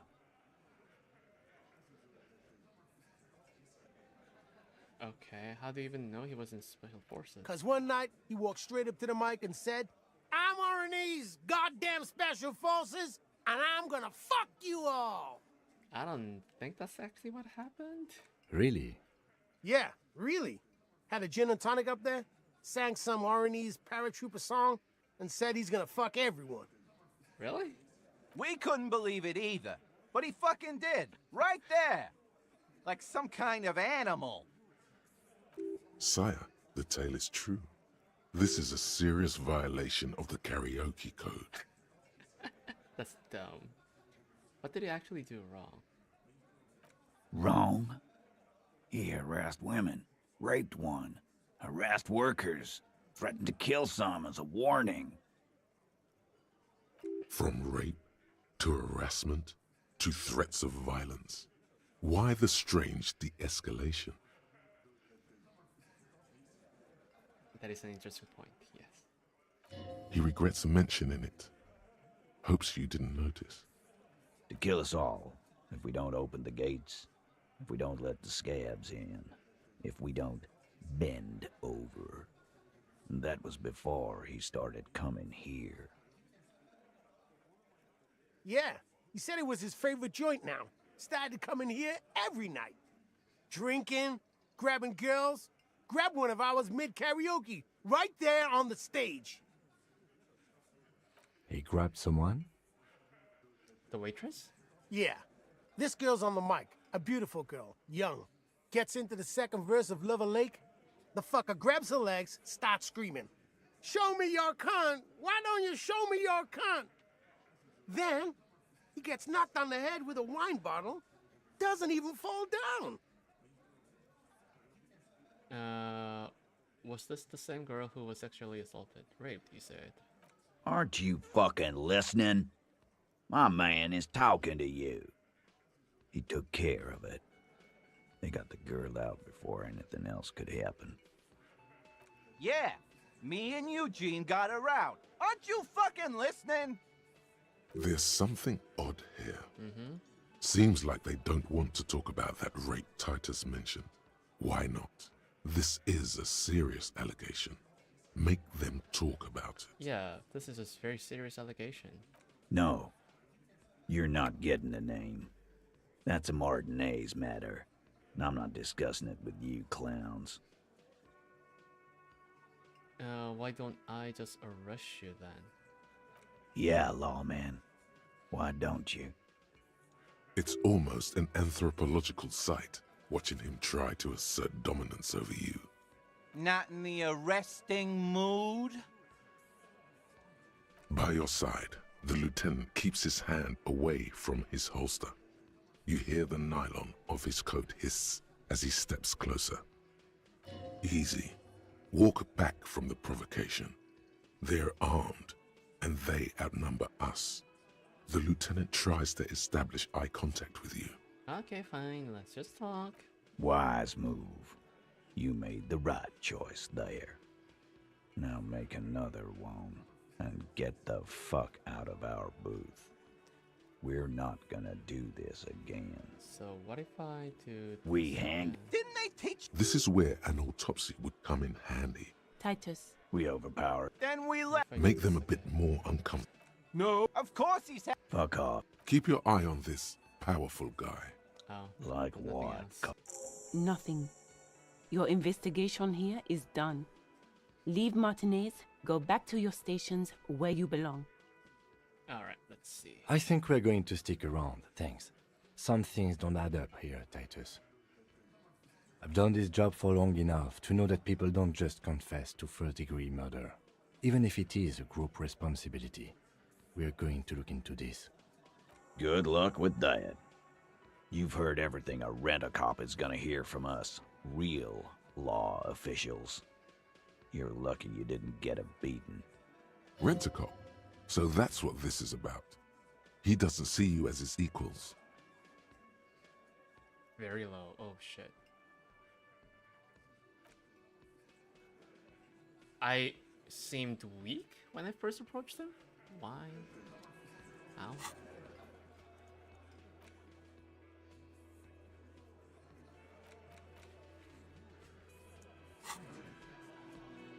Okay, I'll ask questions.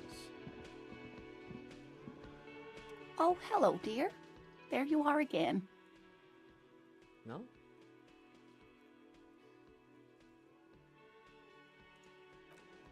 What about Cart? Can I help you?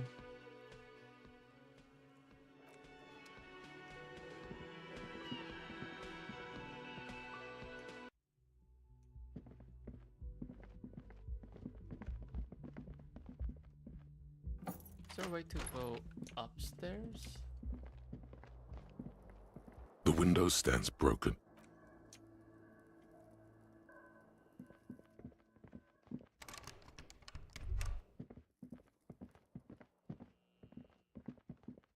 Yeah, there's no way to go upstairs, is there?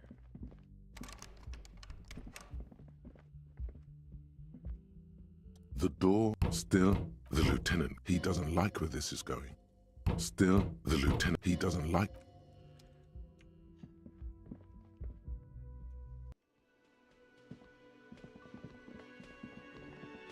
Yes?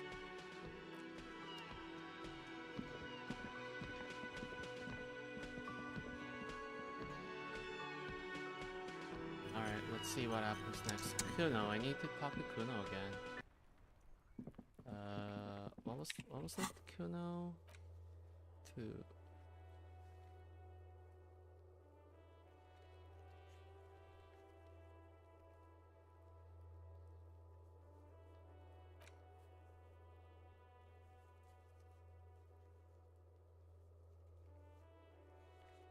rest of the body armor.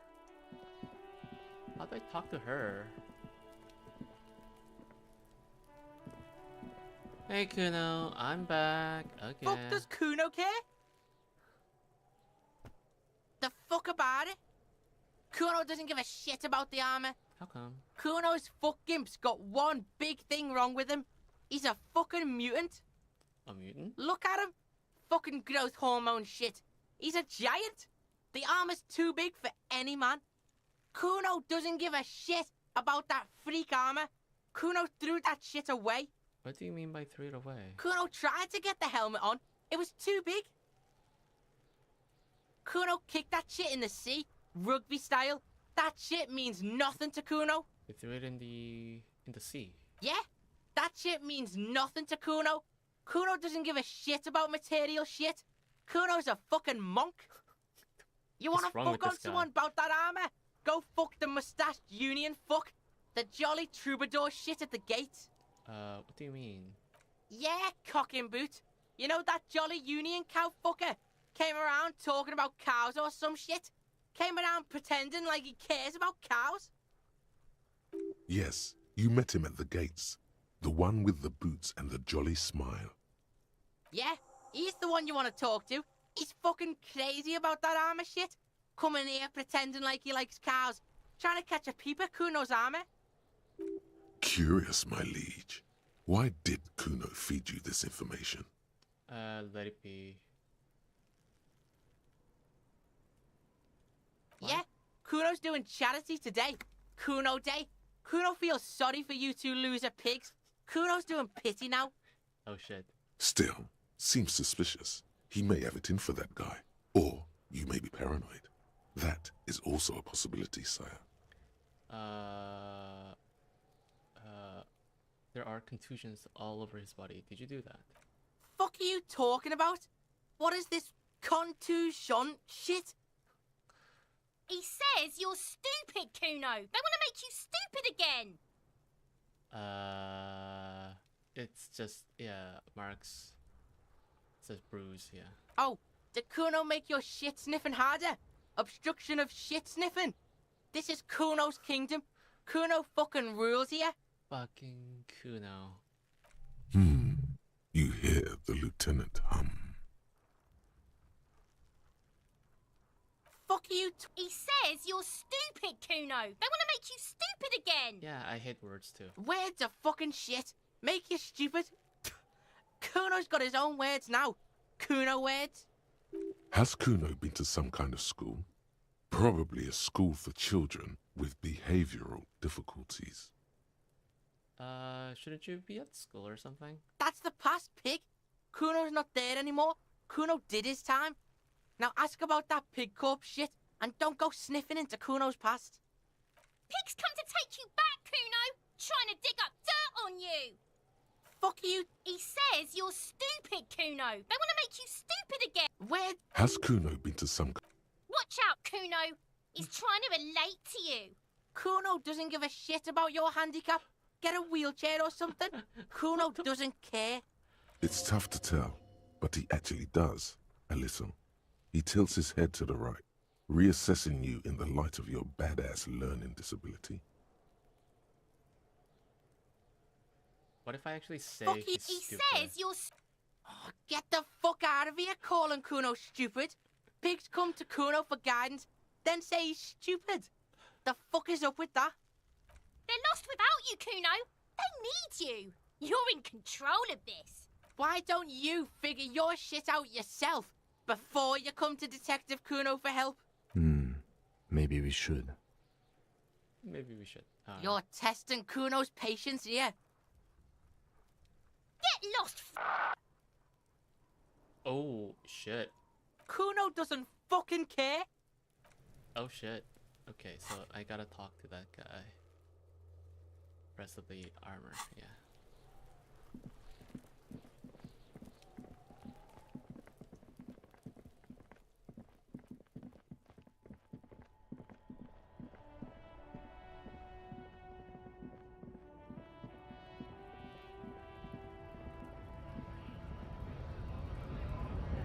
This guy, right?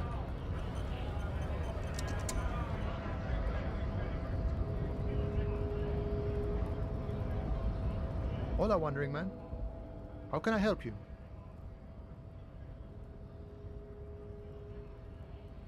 Murder, huh? That sounds like a lot of hard work. You'd never see me investigating a murder.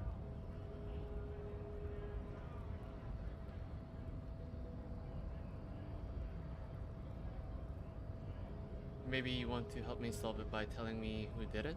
Of course, Policia. It wasn't me. You can rule me out. Easier that way. Should we? He's nice. I don't like nice. He didn't do it. It's the truth. Yeah, he didn't do it. The little boy had the good on his promise. His promise? To get me into trouble. To sick the pigs on me. Pardon the choice of words. Not mine. What happened? I was asked to look into that armor situation. Official Union probe, you know. Track it down, see who took it. Did you? At first I thought, why not? Maybe the pieces can feed the strike. Buy us a few more days under the sun, you know? So I went to this boy. He said he'll make me his prison bitch. He's got eyes everywhere, the cops in his pocket, and he's the king of Jamrock. Serves me right for doing menial footwork.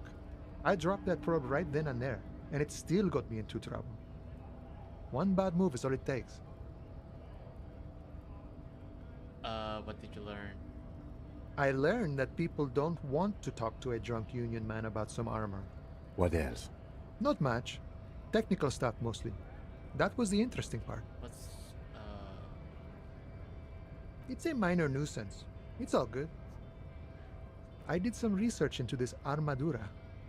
Let's say I have friends at the library. I didn't get into the material science, just how it comes off.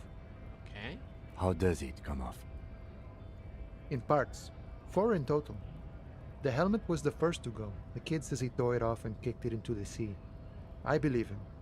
The boots were still on the guy last I saw. Too hard to remove. So, as I count, there are 2 parts missing. The gauntlets and the cuirass. This is where I left off. Too much hassle. More like a job for some militia.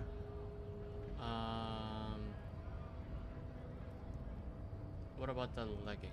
Oh, they're just gone. They don't exist anymore, if they ever did at all. Forget about them. I did. To find all of it. All of it? Why not? There are junior officers out there, eager to prove themselves. I would leave some for them, and I would leave the boots to processing, but okay. Let's find all of it. Let's find all of them. It's implied. He finds it unlikely that you will succeed in this. A mezqui's epic then, all across Martinez. I hope it will be a real bonanza for you. All right, thank you for your cooperation. No problem. If you see that kid, thank him from Call Me Mañana. Thank him for showing me the way. He is sincerely grateful. He is not tracking down pieces of armor right now. Oh, damn. Like a long time. Got it.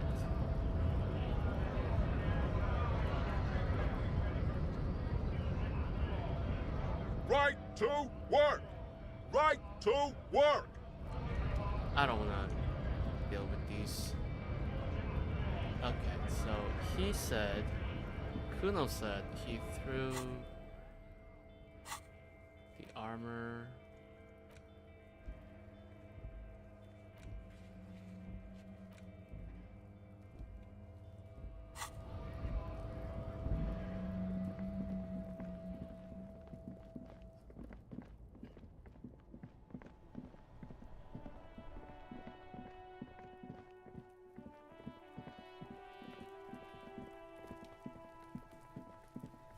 Hey Kuno, I'm gonna punch you in the face. Does Kuno care? So? Projecting aggressive indifference.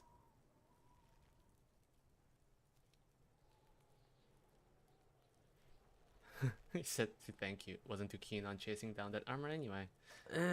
Fuck, okay. Kuno's a giver like that, yes? It looks slightly confused. Kuno sent your fat ass running around like jello. Look, pig. Kuno sent you to rough some people up. Kuno played you. That happened. Now you and Kuno should move on. Good idea. Yeah, let's move on. Yeah, that's what Kuno said. Don't be saying what Kuno said back to Kuno. Get the fuck out of here, Patterson Kuno.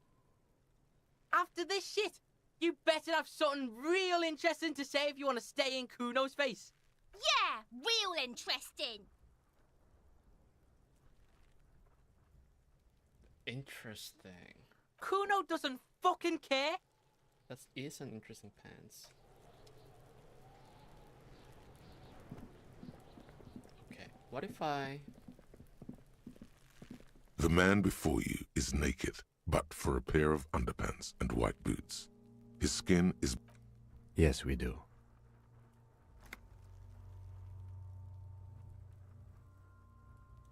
Okay, they do have the tools and the man. And since it looks like they put him there... They can get him down too. Okay, let's do it in the lousy, dangerous way. But won't it be dangerous? To ask the suspects for help with the victim's body? To be indebted to Everard Clare? Very much, yes. Which is why I would have preferred us to handle this ourselves. Oh, shit. No, that's not what I wanted to do. Not what I wanted to do at all. Sorry, not what I meant to do at all. Is this about the questions again? Nope.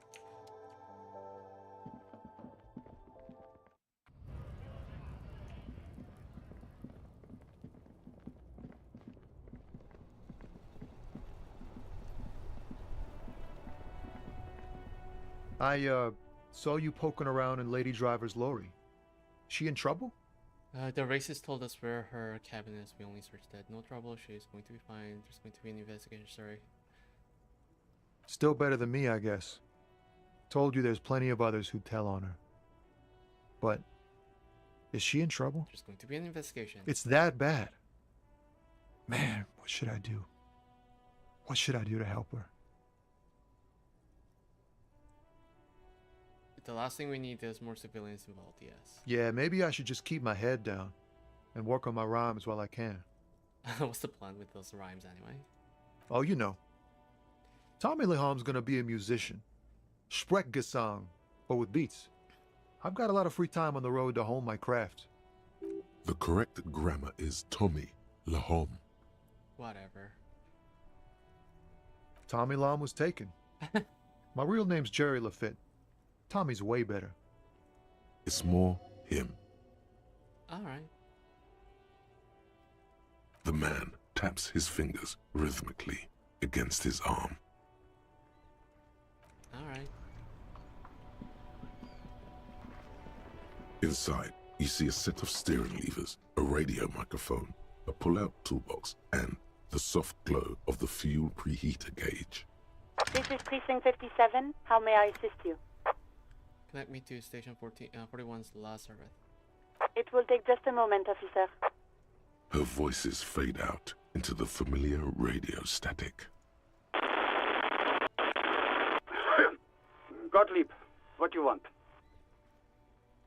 He's carelessly chewing on a piece of hard candy. Is this a routine checkup? Oh, it's you. Was that a snarl or a suppressed groan? No love for you here. You know who I am? Yes, there's no end to the misfortunes fate has seen fit to rain upon me. Who? You are? You lost your human visage a while back. Now let's get on with it. I've got more important things to do. Is there anything you can do for me? What? You want me to do blood work for you again? Tell you just how bad things really are across the board? You want another rundown of everything collapsing inside your body? Sure, I want the truth. You want the real, honest-to-God truth? Stop drinking, eat magnesium and vitamin D. Our station is not a retirement home. We don't have the funds to deal with rock stars past their prime. And no, I don't want to hear a political commentary on the topic. In fact, I got work to do. Some idiot has glued his eyelids shut with cyanoacrylate. It looks like Mactorson. It's not fucking cryoacrylate. It's super glue, Doc. Cyanoacrylate is superglue. I've lost my memory, all of it. With all the damage you've been dealing yourself with drugs and alcohol, I'm not surprised. Oh, you're not surprised? Oh, okay. What else? I'm not a brain doctor. Look on the bright side. You've got a whole new life now. Use it wisely. It's hard to say if he doesn't believe you or doesn't care. I think I've had a heart attack. And you survived it. Congratulations. Are you mobile?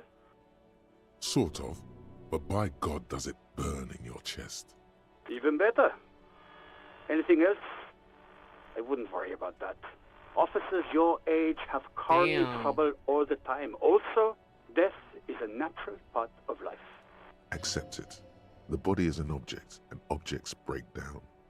Do what good you can with yours, before the rest goes too. Mm-hmm. Anything else I can help you with, officer? Sylvie. Just a second. Sylvie Malaika on the line for you, officer. Yes. Hello? Oh, great. What else do you need, detective? Have you seen my badge? Yes, I know who you are. You're a police officer. The law. That's not what I asked. This exact conversation has happened before. Establishing authority before this young girl seems to have been important to you in the past. Don't go there again. Have you Oh, don't go there again. Okay. Have you seen it anywhere? Oh, no. I haven't, sorry. Real policemen have uniforms too, by the way. Where's yours?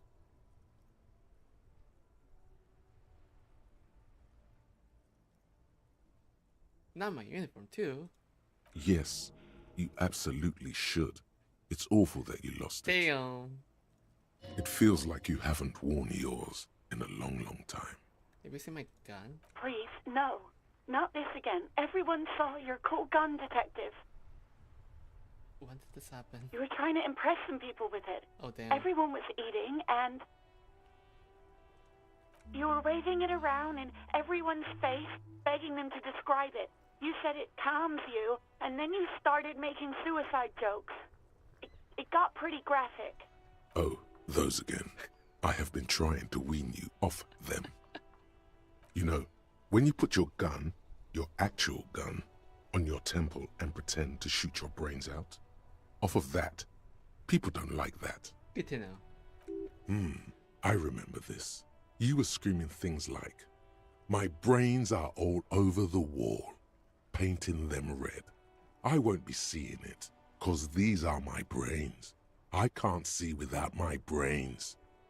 Very nice visuals there. Some poor sod was trying to eat his pudding while you were screaming, spit flying, imitating the mercy shot right next to him. Spat some in his food. I don't think he touched it after. Okay, I don't know what to say. Me neither. Yes, but what happened to my gun? No idea. All I know is next you were waving around money instead, saying things like, "Big bucks cannot lie," and "Guns can't buy money, but money can always buy guns." It almost looked like you pawned it. But believe me, I did not ask. Oh, damn. Uniform? I never saw you in any uniform. You had your things on. The disco things. What disco things? What disco things?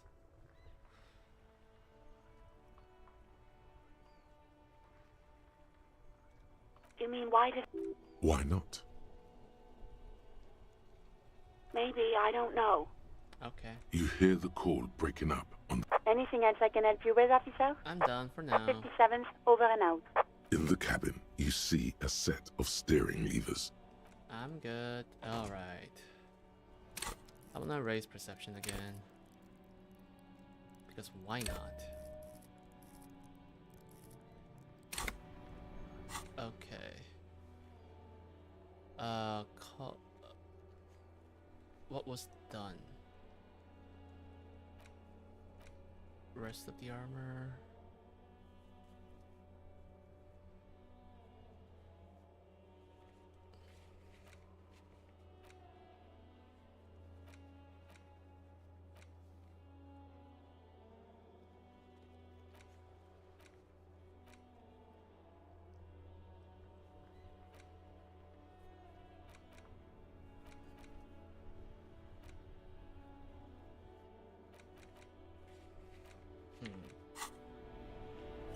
That was pointless.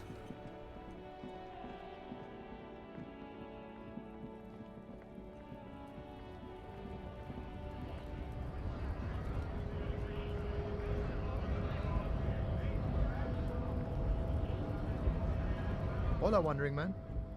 How can I help you?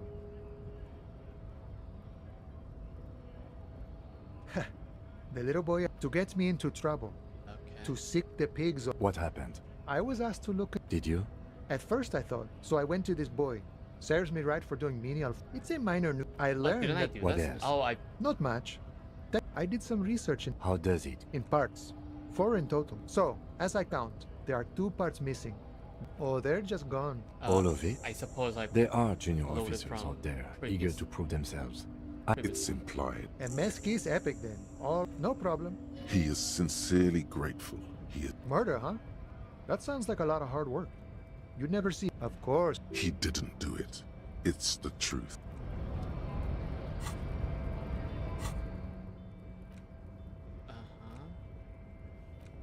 Okay. So that's done. Save. What is this? Wait, what is that? What is that?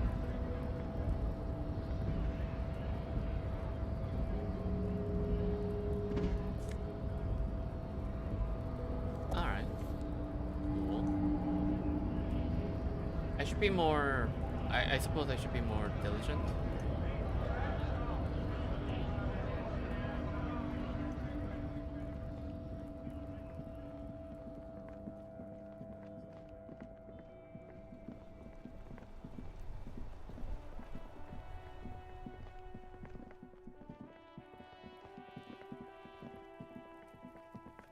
Hey, you stupid asshole. I need to talk to him again. Fuck does Kuno care? So? Yeah, so? Kuno did sick the pigs on him. Kuno's a man of his word. Kuno sent your fat ass running around like jello. Look, pig. Kuno sent you to rough some people up. Kuno played you. That happened. Now you and Kuno should move on. What is this? Trying to be cool with your new asshole? Kuno was just being nice to you. You got fucked bad. Now limp the fuck out of here. Damn. After this shit, you better have something real interesting to say if you want to stay in Kuno's face. Yeah, real interesting.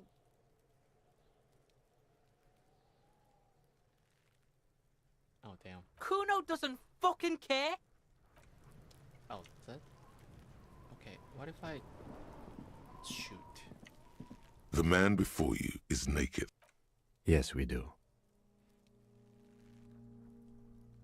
He breathes out. Oh yeah, do this shit. Fuck it up. Take the shot, Lieutenant. What's the worst thing that could happen? I'll blow his head off.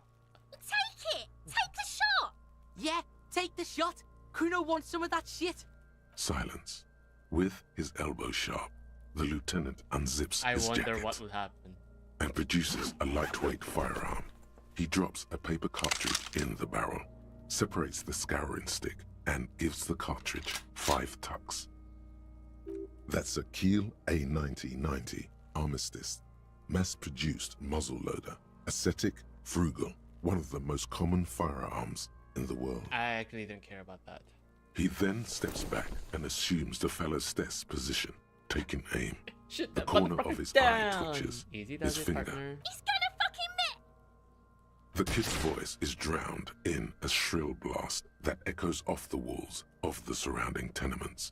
A cloud of smoke slowly parts in the air as the lieutenant steps back and says to himself, God damn it. he feels bad about it. About his eyes mostly. Just having bad eyesight. Probably from a young age. Whatever you do, do not console him. Okay. Fucking idiot. Mukabat asshole.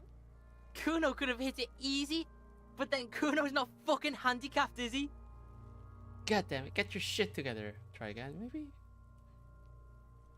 No, we are lucky as it is. We didn't break anything, and the victim remains uncompromised. Any more mistakes could put us in an unfortunate position with the locals. We have eyes on us. I didn't do us any favors with that. It's okay, man. Kuno's sorry too. Kuno feels... The lieutenant doesn't say a word. Remain collegial, officer. It was an honest mistake. I have to say, it's beginning to look unlikely we can get him down without assistance. Can I have the... It's bad as it is. Us shooting firearms like punks. Go ahead, I'm not stopping you. Just don't lose it. They only have one gun. This is the sorriest pair of pigs Kuno's ever seen. Yeah, take it, you fucking banani boyka. Take it and shoot yourself in the mouth. Feel the weight first. The cold piece of bakelite and gunmetal is surprisingly light.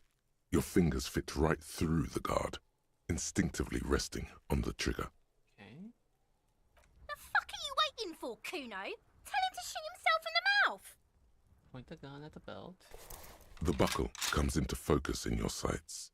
You stand with your feet planted firmly in the ground and your left hand supporting your gun arm. Why don't you just shoot yourself in your mouth? At least you won't miss. Oh, point the gun like, ooh. Close your left eye first. Your field of view narrows. The branch slowly moves, becoming entirely two-dimensional. The metal buckle glimmers, catching the noon light as the corpse slowly rotates. They call it Disco Elysium, but disco went out of fashion in the 70s. That doesn't mean like very good marketing. I have zero idea where that disco thing came from, honestly. Although there was a mention of disco. Anyway, hello. Hello, Oft. It's really nice to see you. It's been a long time, hasn't it? Yeah? The slow movement of the branch in the wind and your shoulders directing the gun sink up, dancing hypnotically. Look, he's crying. You gonna cry now, fucking faggoty? I know. HD. Oh no!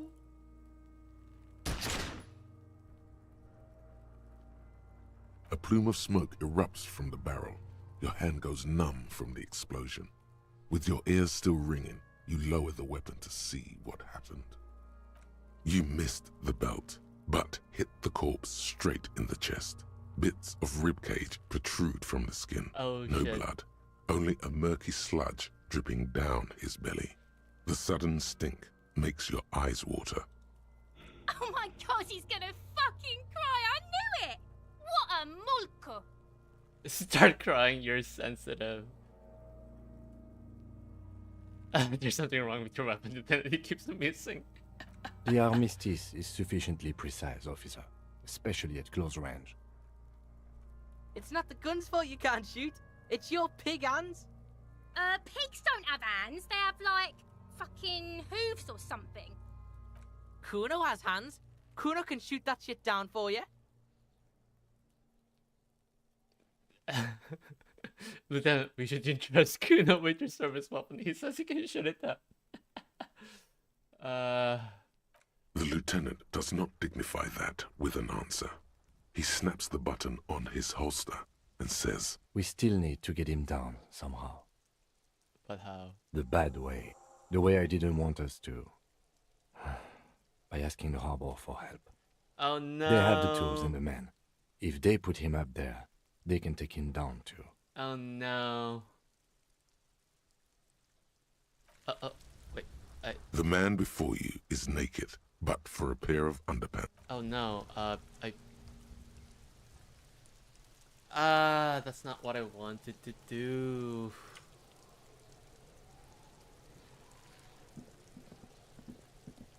What do you see? I mean, I've done this before.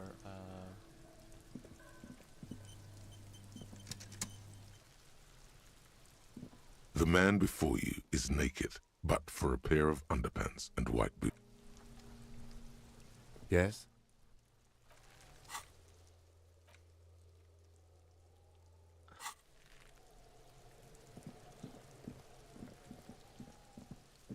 Okay. That was not ideal.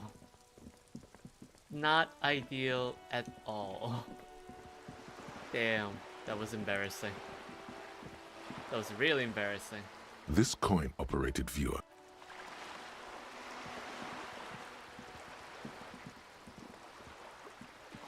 Kuno said he threw the armor into the sea.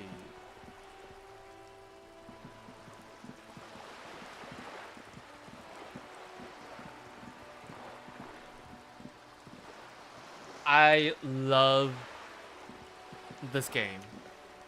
I love how they're doing the dialogue. So what's happening is that the main character is a police officer, he's a cop. He woke up with a hangover and he lost all his memory, so he needs to figure out who he is, and he also needs to solve the murder case that he's working on. But all different parts of his brain are making conversations. It's kind of D&D. Yeah, it is D&D in the sense that like different parts of your brain is talking. Like for example, there's when some certain things are happening, like there are different parts that speak to you. Like there's a logical side of your brain talking about certain things. There's an empathy side, like all these parts. The game makes a check, and if it succeeds, they give you something. If you fail, another thing happens, and I love how they're doing this. It's really fun. So, I have nothing bad to say about it just yet. What is this? There's something down there. Okay. Yes? So, what do I do with that information?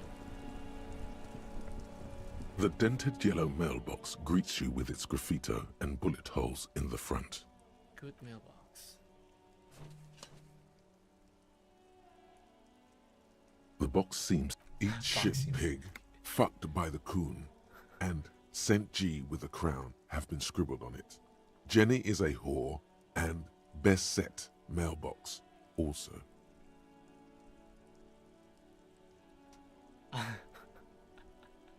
Been there, mailbox, been there. I feel you, mailbox. The mail collection box seems cathartic, thankful even. So do you. You shudder. Then you swallow.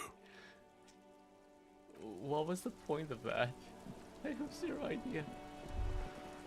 The musty smell of potato cellar in spring emanates from the air vent. Potato cellar? Potato cellar?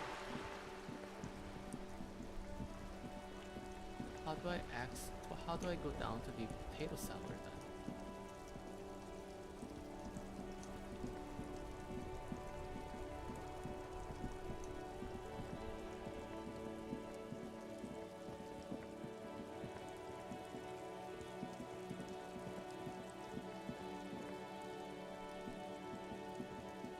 Potato cellar. There's a potato cellar? I suppose the only way that I can access that part is go through here, the bookstore, and underneath, but is there even a way?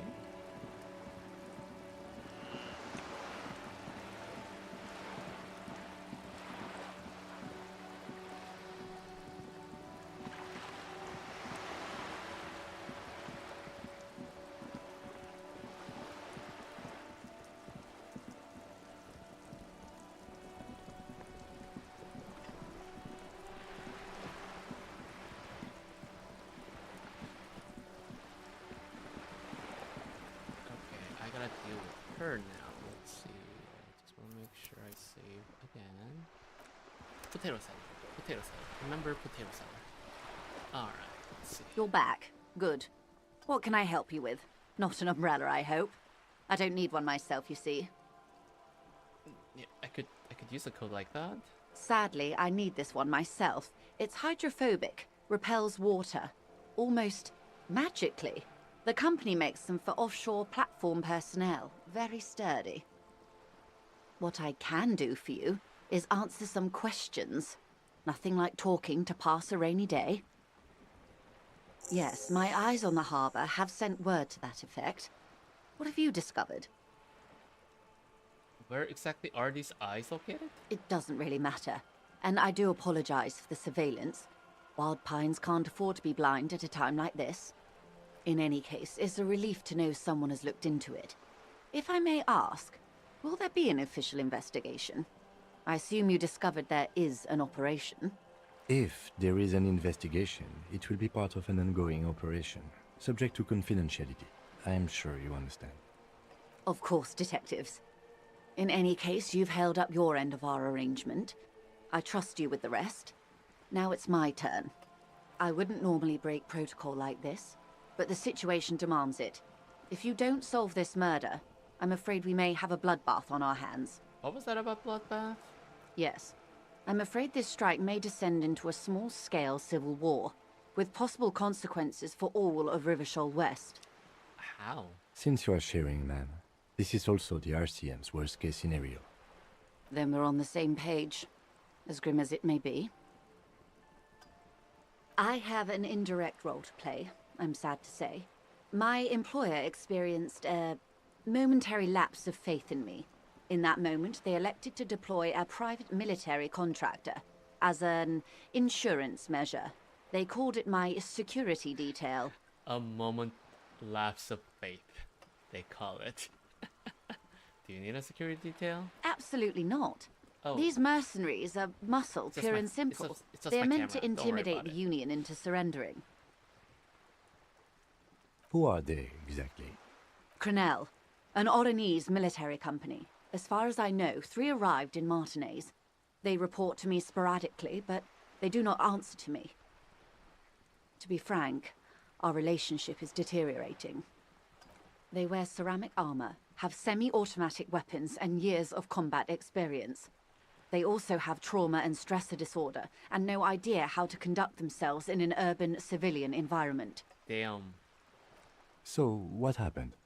The story is, one of them, the Colonel, I don't know his real name, sexually assaulted a local woman while he was drunk and separated from his unit.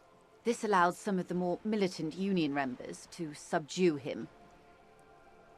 He was taken out behind the whirling in rags and lynched last Sunday night. Nothing. Mr. Clare refuses to let me into the harbour. I have not been able to discuss this matter with anyone there. The remaining 2 Crenell contractors carry out their orders, for now. For now? It's a smokescreen. In secret, they are conducting an independent military tribunal into the lynching.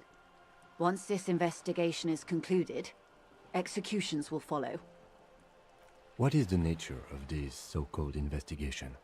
Whether to execute one, some, or all of the Union militants.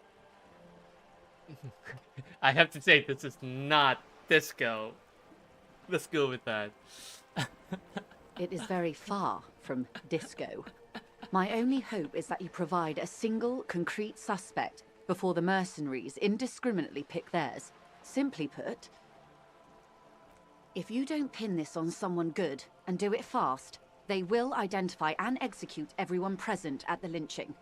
This in turn will force the Union to respond. The debardeurs have over 2,000 men. It will be 1,000 to 1. Have you ever seen a hornet invade a beehive, Lieutenant? It's not pretty. The Serai's giant hornet, the world's 2nd largest insect, can kill 40 honeybees a minute, while a group of 30 can decimate an entire hive of 20,000 bees in less than 4 hours. Good to know. These men work in tandem using semi- and fully automatic firearms. Their armor is virtually impenetrable to muzzle-loaded weapons, even yours. Most Union workers don't have guns at all. As I said, a bloodbath. Isn't this a pretty bleak scenario it's describing? I think the confrontation is inevitable. I can't see it happen. Too many things would have to go wrong first. Built-in encyclopedia entry? Yeah, I know, right? Yeah. It does that time to time. And sometimes I have zero context. Like, for example, like, whenever I ask people to, like, describe the geography, zero clue what's going on. Many bleak scenarios have already come true. Nameless, badgeless detective of the citizens' militia. All we can do is keep the rest from going the same way. One single concrete suspect delivered into civil court, and I may be able to defuse this situation. What can you tell? Okay, let's see. What should I raise now? Empathy, drama. I'm gonna try drama now. Detect lies. What can you tell me about Crenell? Not much. Their public resume is relatively good, as far as private military contractors go. I believe they were once called Downwell. Downwell? They boast a long list of clients. Saint-Baptiste, Welchman Lorenz, Eintracht. A warning sign, however. The operations concerned all take place in third or fourth world countries. Guarding facilities, escort missions and such. Meaning they're used to operating in war zones. Yes. All the good conflict corridors, Supramundi, Yesut, the Seminese Islands, countries that don't have a good record reporting atrocious military conduct on their soil. Anything else you got on them? Sadly, no. Before this happened, I had little interest in them. Now that I do, I don't have the resources. If you still have access to the ICP's database, you could run a better background check than I ever could. It may take some time, though. The International Collaboration Police, ICP, is charged with coordinating law enforcement activities in complex multinational investigations. Their database is the single largest source of information in the world. Sketchy operations on behalf of corporations operating in third world countries? Why are they Canadian? More like, I suppose, more French Canadian? Because a lot of the names are French. We're in a city of Ravachol place. I forgot the geography again. Ravachol, Martinez. The currency that they use is real. That's how they call it. And if you don't see, that's my character right there. Looking kind of weird. And also, there's this guy right there, right there.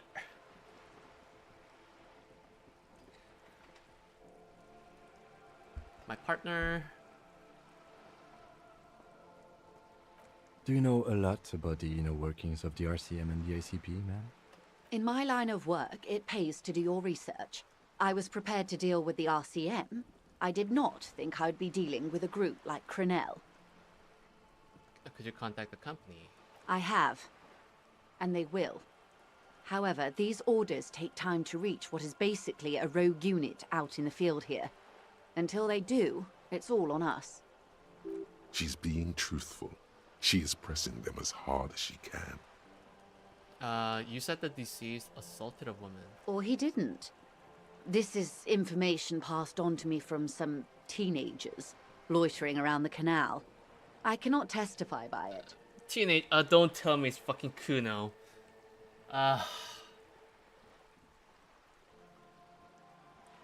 The remaining contractors. Their tribunal. It's what they believe. That the man was killed because he assaulted a local woman. I've asked around a bit. This seems to be the accepted story around Martinez. The lieutenant consults his notebook, his eyebrows knitted in concentration. Odd. We haven't heard any reports about an assault in connection with the lynching. Where did it take place? And when? Last Sunday night, at the Whirling in Rags, the hostel by the gates. Supposedly, the colonel was drunk, maybe on narcotics too. Either way, he's alleged to have sexually assaulted a woman. Sometime later, a group of dock workers got their hands on him. That's a good question, officer. I don't have the slightest idea. As I said, it's a rumor. About a rumor. In any case, it's what the colonel's remaining colleagues believe. You'll meet her soon enough, you feel? Yeah, we have to. This colonel, the one who was hanged, did you know him? If you mean did I see him alive? Yes. But I did not know him. His name was? Lely. Lely? His service name. A nom de guerre, most likely. He wouldn't divulge his full name. Only one of them did. A bad sign if there ever was one. Tell me about the other ones. Others first. One is a man. Corty, they call him. A nickname as well. The other a woman. Phyllis DePaul. Corty is the gunner, I believe. DePaul is a radio operator. Radio operator? What would you say was his eye color, the deceased's? She closes her eyes, trying to picture the man's face, then shakes her head. I can't remember. The lieutenant was testing her, asking a small detail first to see if she knew him better than she let on. Ah. She passed. Interesting. See, this is what I like about the game. Like, all of these parts of the different sides of the main character's like brain or emotions, like different sides, talk to me, responding to anything that is happening around me. I love how they did this. So logical side is like, oh, that's what this guy did, and there's like the empathy side, like trying to like figure out what the other person is feeling, like whether there's a like certain emotions behind what they said. Yeah, it is. That's all right, man. Anything else? Nationality? What would you say was his age? He was 40. Or 50. It's hard to say which. He had a combat injury on his lower jaw. It made it difficult to estimate his age, or gauge his facial expressions. What else? Nationality? Accent? He was, Occidental, I think. Light brown hair, a mixed accent, Oranese, or Messinian, maybe. His injury gave him an accent all his own. In a way, it was humanizing. He had to learn to speak through it, through the injury. That's all I know, I guess. I only met him once. Where are the remaining two mercs? They've gone to ground, as it were. I don't recommend seeking them out. For one, they're almost certainly armed to the teeth. They don't have the same respect for the Revachol citizens' militia as I do. To put it bluntly, they think you're vigilantes. Ghetto savages. It will not be a fruitful meeting. We still need to know where they are. You're likely to run into them eventually. When that happens, I'll be in a better position to mediate if I don't appear involved. Okay, logic. Let's roll for it. Come on. It's a relatively easy check. I just have to roll 5 or higher. This is so embarrassing. You have no idea. There's something wrong with your brain. Luckily, the lieutenant still has his. What? Why? Ma'am, with all due respect, I've been around Martinez, and there's a giant hulk of a man in ill-fitting clothes at the harbor gates. Mr. Right to Work. His heart really Oh! I didn't know that. That makes sense. Not a terribly good actor, that one. Still. And the other one, the Paul, must be in one of the 4-story buildings overlooking the roundabout. She was reporting back to you while we were canvassing the lorry drivers. 4-story buildings overlooking the roundabout. That would afford a good vantage point. Still, I hope you heed my advice. There's no need to kick the hornet's nest.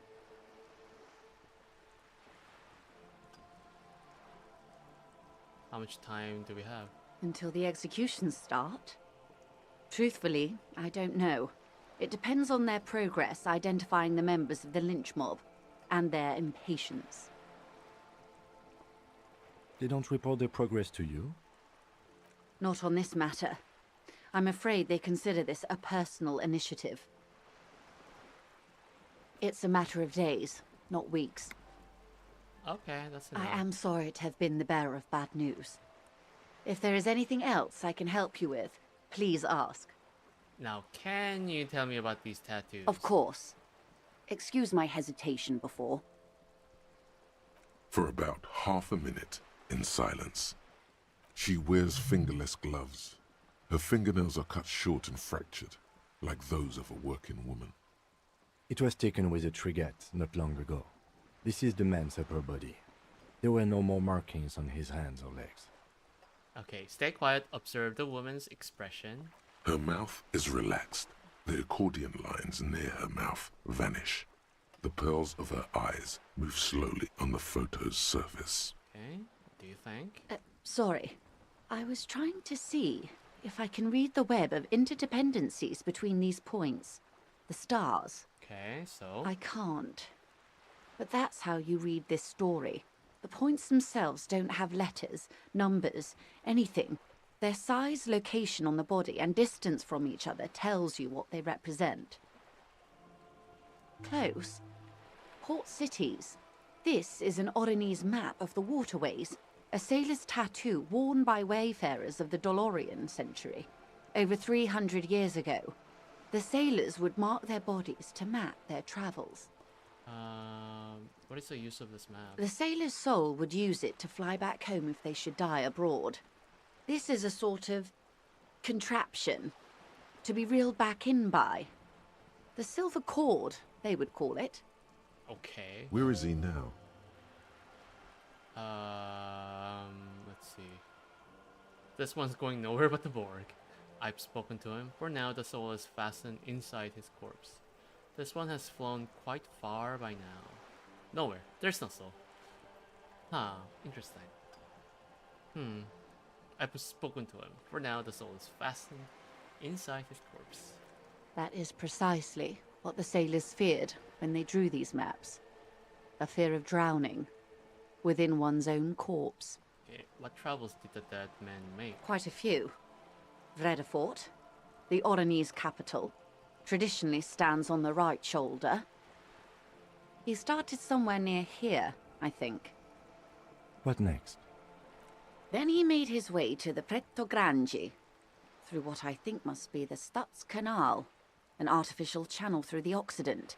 From the Pretto, he sailed to the Insulindic Ocean, first the Semines Islands, then this. Zero clue what all those geographical references mean. No clue. Revachol. Those are the two constants. Vredefort on the shoulder, and Revachol in the heart.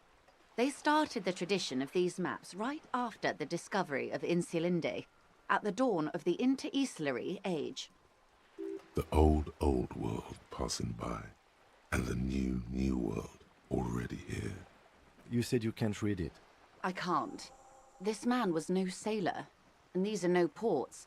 I can understand geographic fragments, but not their meaning. Who could tell me more? His platoon members? The other contractors. Though I do not suggest you go and show them that picture. This man was their friend and comrade. Damn. Surely there are other people to ask about the tattoo. This is not necessary to complete the task, officer. It's a dangerous side task. Search elsewhere.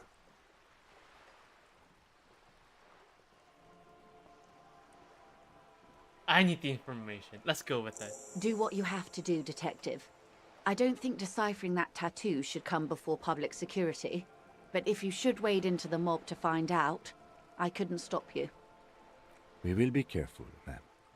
Is there anything else I can help you with? I think that's about it. Bye. Bye-bye. Okay, the victim's tattoo.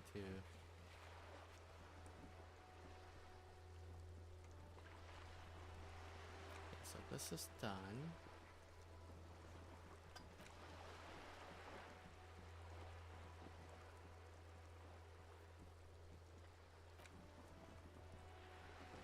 I have so many ask Scab Leader about tattoos. I have so many things that I need to do, and I have zero idea how to do other things. Save the game. Maybe I should talk to this girl again.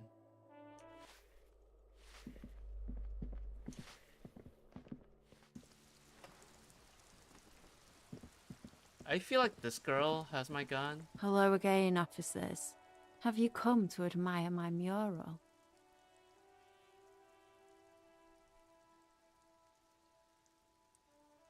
What do I care about some fucking tin eggshells? Isn't armor art for the body? Ugh, alright. Sad piggy. I'll give you this one. I saw a little girl in the fishing village running around with military-grade handwear. Look cute as hell. A little girl in the fishing village running around with military-grade handwear. Okay. If you haven't been there, the village is a shithole down the coast from the main plaza. Have a good time! And there's a little girl wearing the gloves there? No. That's all the snitching Cindy the Skull does for today. Actually, I don't even know why I told you what I just told you. I have a weakness for animals. It's the animal thing again. Damn it. Or a weakness for police officers, miss. Thank you either way. Is that bed in the coal room yours? Ooh. Not only have you found my address, you've discovered my biggest secret. I'm a coal miner. She does have eyes that seem to be smeared with coal. Son, it's not the nicest place, but I guess it'll have to do. Really? You're a miner? Yes. I keep hoping a shaft will collapse on me, but somehow it never happens. Don't you have a real home? Does anyone in a city like this? If there's pain about any particular home she's lost, she's buried it deep, fortified herself against it. It's not the nicest place, but I guess it'll have to do. It doesn't have to do anything at all. Nothing does. Like me. Right now, I'm doing nothing at all. Cool. Shoot, Piggy. It's what you do, isn't it? Alright, fine.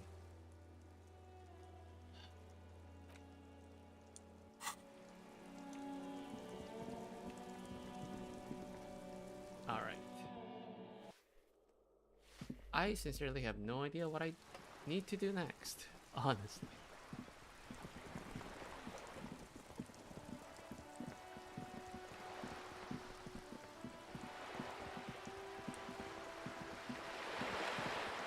Honestly, I have zero clue.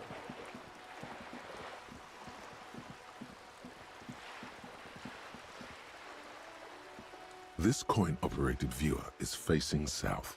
The instruction manual says to insert 25... I'm not gonna waste money right now.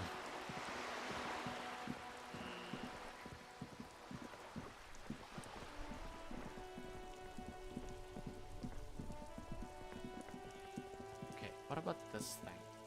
An old called East Delta Commerce Center. This must be the name of the doomed commercial area. An off-key melody starts playing after you ring the doorbell. Then a woman picks up the receiver. Kuno, please stop calling here. Grown-ups don't have time for your stupid games. She thinks you're the gremlin child. What would he say to this?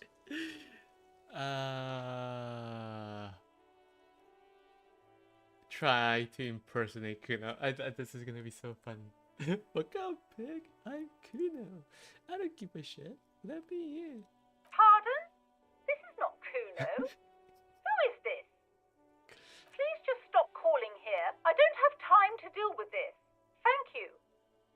A single beep indicates that the line has gone dead. Damn, that didn't work.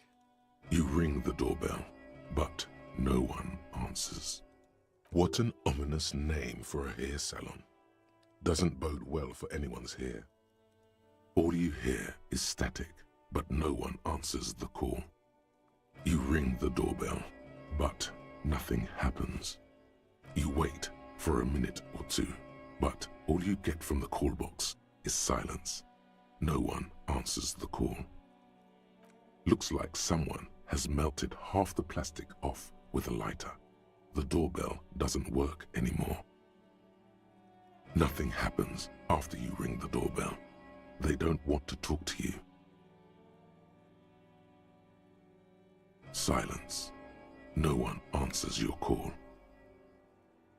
This button looks new, but someone has removed the name card.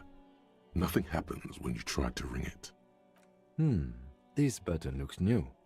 I wouldn't be surprised if it hasn't been connected yet. Is it the dice makers? Mm-hmm. Yep. Should I need to roll 9 or higher. 9 or higher. No. Hold on. The last thing you need in your life is more hysteric emotions. Forget it. Find something else to do. Maybe I should raise volition.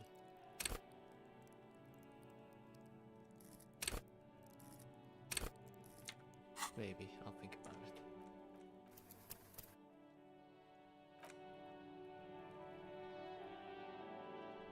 So there was something here. Oh, I need my flashlight.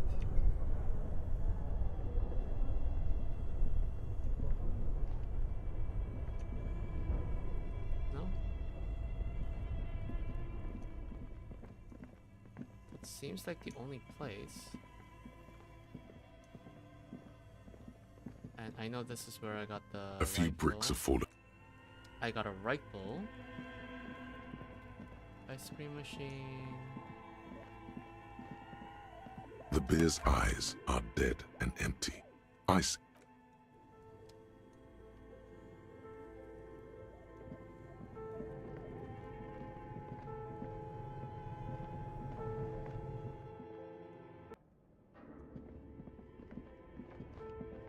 I can try this thing again.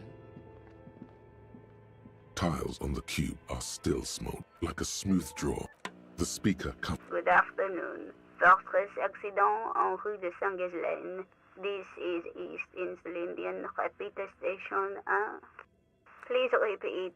Is this the production schedule? Let's try the Good. password. Please repeat the password. Oh, shit. Received. I will... Don't worry. Fortress accident. Thank you. Tiles on the cube are. The filament slides out. I am so disappointed. Very disappointed.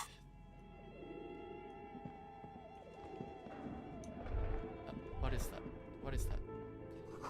Is this Emma's terrier? Oh. 24-hour window repair shop.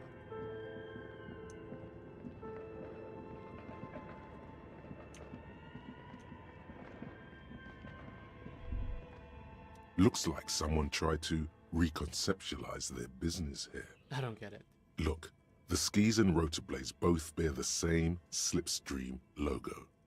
It seems likely that they started out making one, failed to turn a profit, and then pivoted to producing the other. Okay, so which did they start with and which did they pivot to? That's a good question. What a strange leap of imagination, and yet they still failed. Reality is ruthless. Reality is ruthless. Good point. That is a good point. That is a very good point.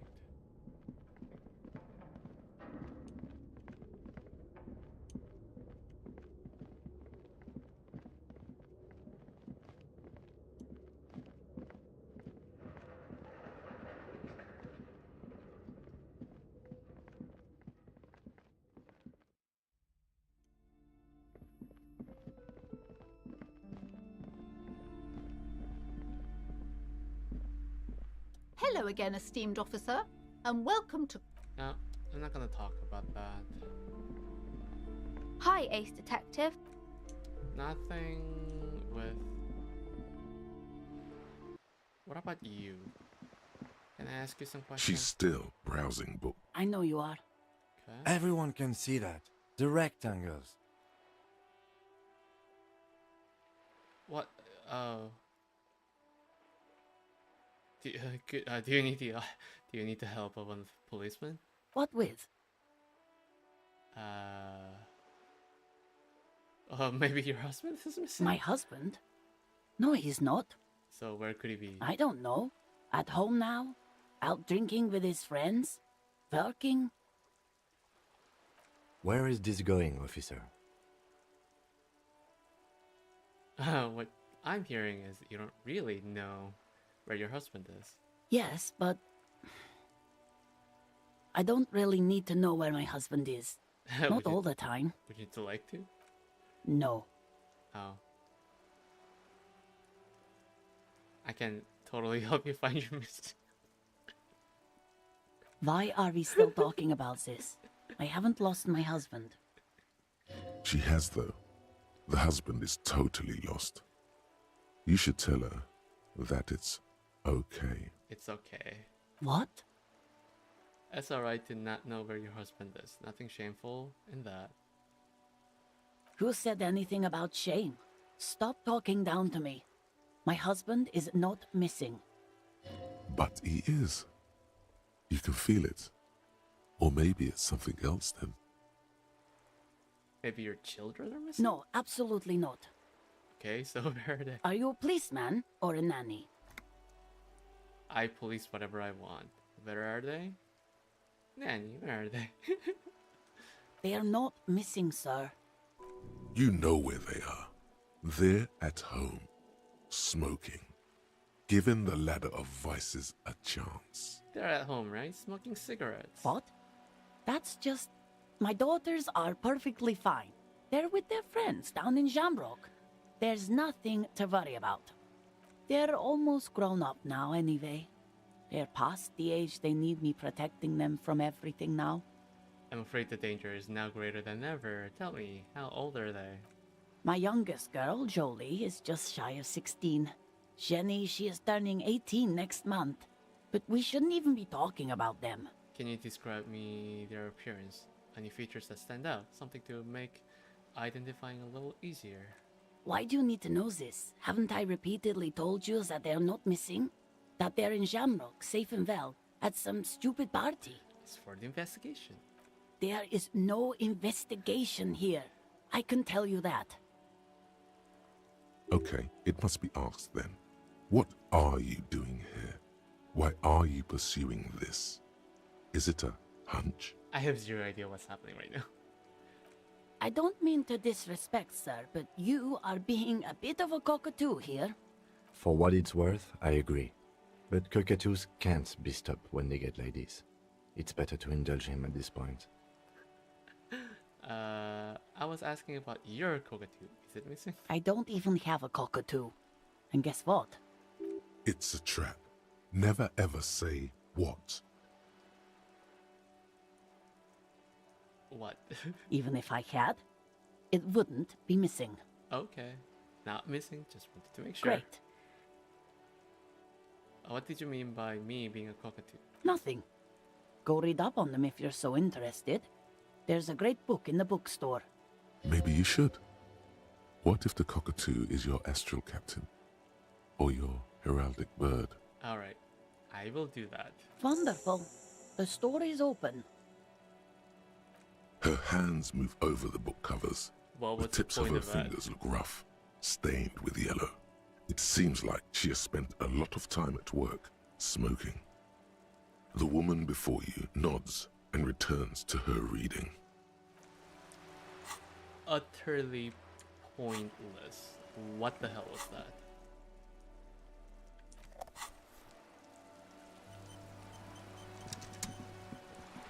So how do I... There. Working class drunk. You know what this means, right? This case solved. Cracked it. All in a good day's work.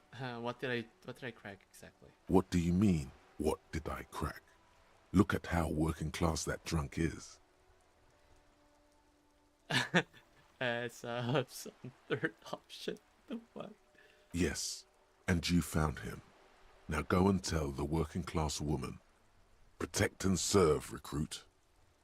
Didn't she repeatedly tell you her husband isn't missing, though? What the fuck is happening? But he is missing. You heard her. The worry in her voice. There's no need for champagne when there's honor, recruit. Go and tell the working class woman what you found, right now.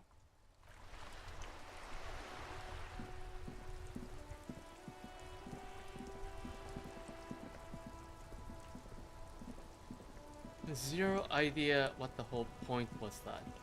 Like, what the hell was that? The worn and beaten. We can sit on benches after. You can revisit the bench if you ever need to pass the time. Ah, okay. Cool.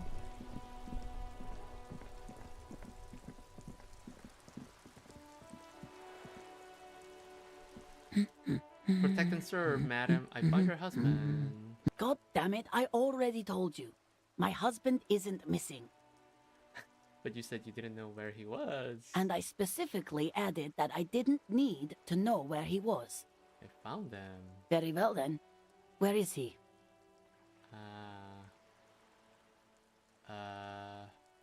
There, working class drunk down near the sea. Excuse me? I don't follow. There's something else hiding in her voice, though. A trace of worry. I found a working class drunk and I thought he might be yours. Right, 'cause working class women come with alcoholic husbands. You know what? Sorry. Remember, about that what. Never ever say what. I'm gonna say what? You were right. I do have an alcoholic husband. Although not that one. But you told me your husband is alright. I did, and he is. He's also an alcoholic. So is he missing as well? No, he's not. Or maybe he is, I don't know. He's probably in the park or in Shamrock somewhere, drinking with his friends. I haven't seen him for... Well, to hell with him. There. She's worried now. Is it just me, or do we have a missing persons case here?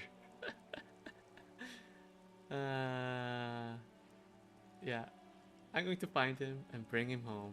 She sighs, but you can detect a slight hint of gratitude and relief from her face. All right, go ahead. Do you have any questions? Yeah, what does your husband look like? Honestly, not that different from you. Oh shit, so he's Disco? Oh, thank God, no. It hasn't come down to this yet.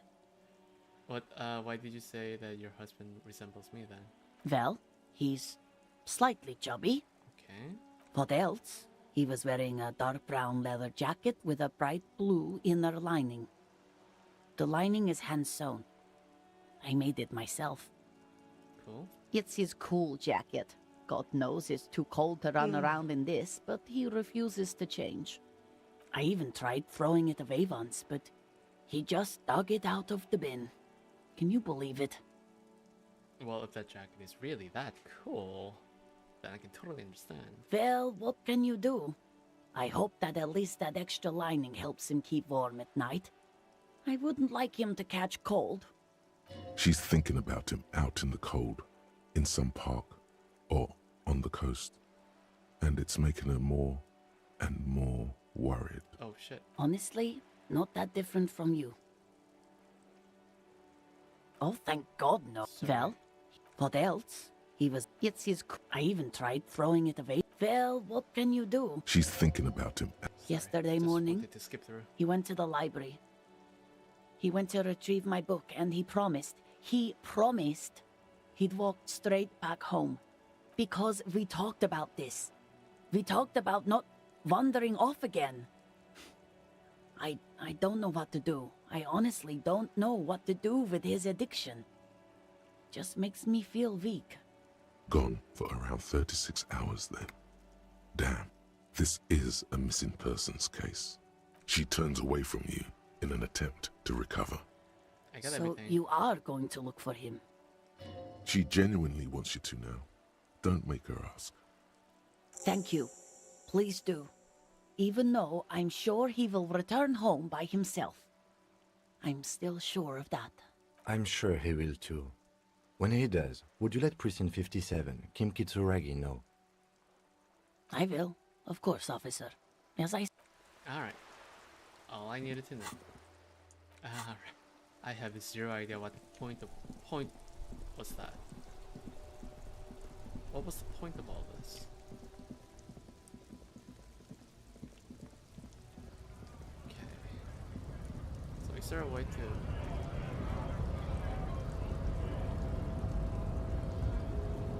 Is there a way to climb all the way up here?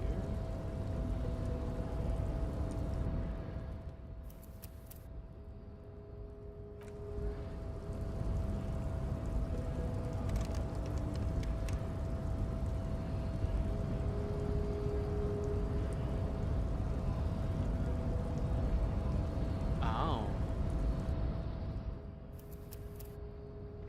I will have to do this tomorrow. For now, yeah, I have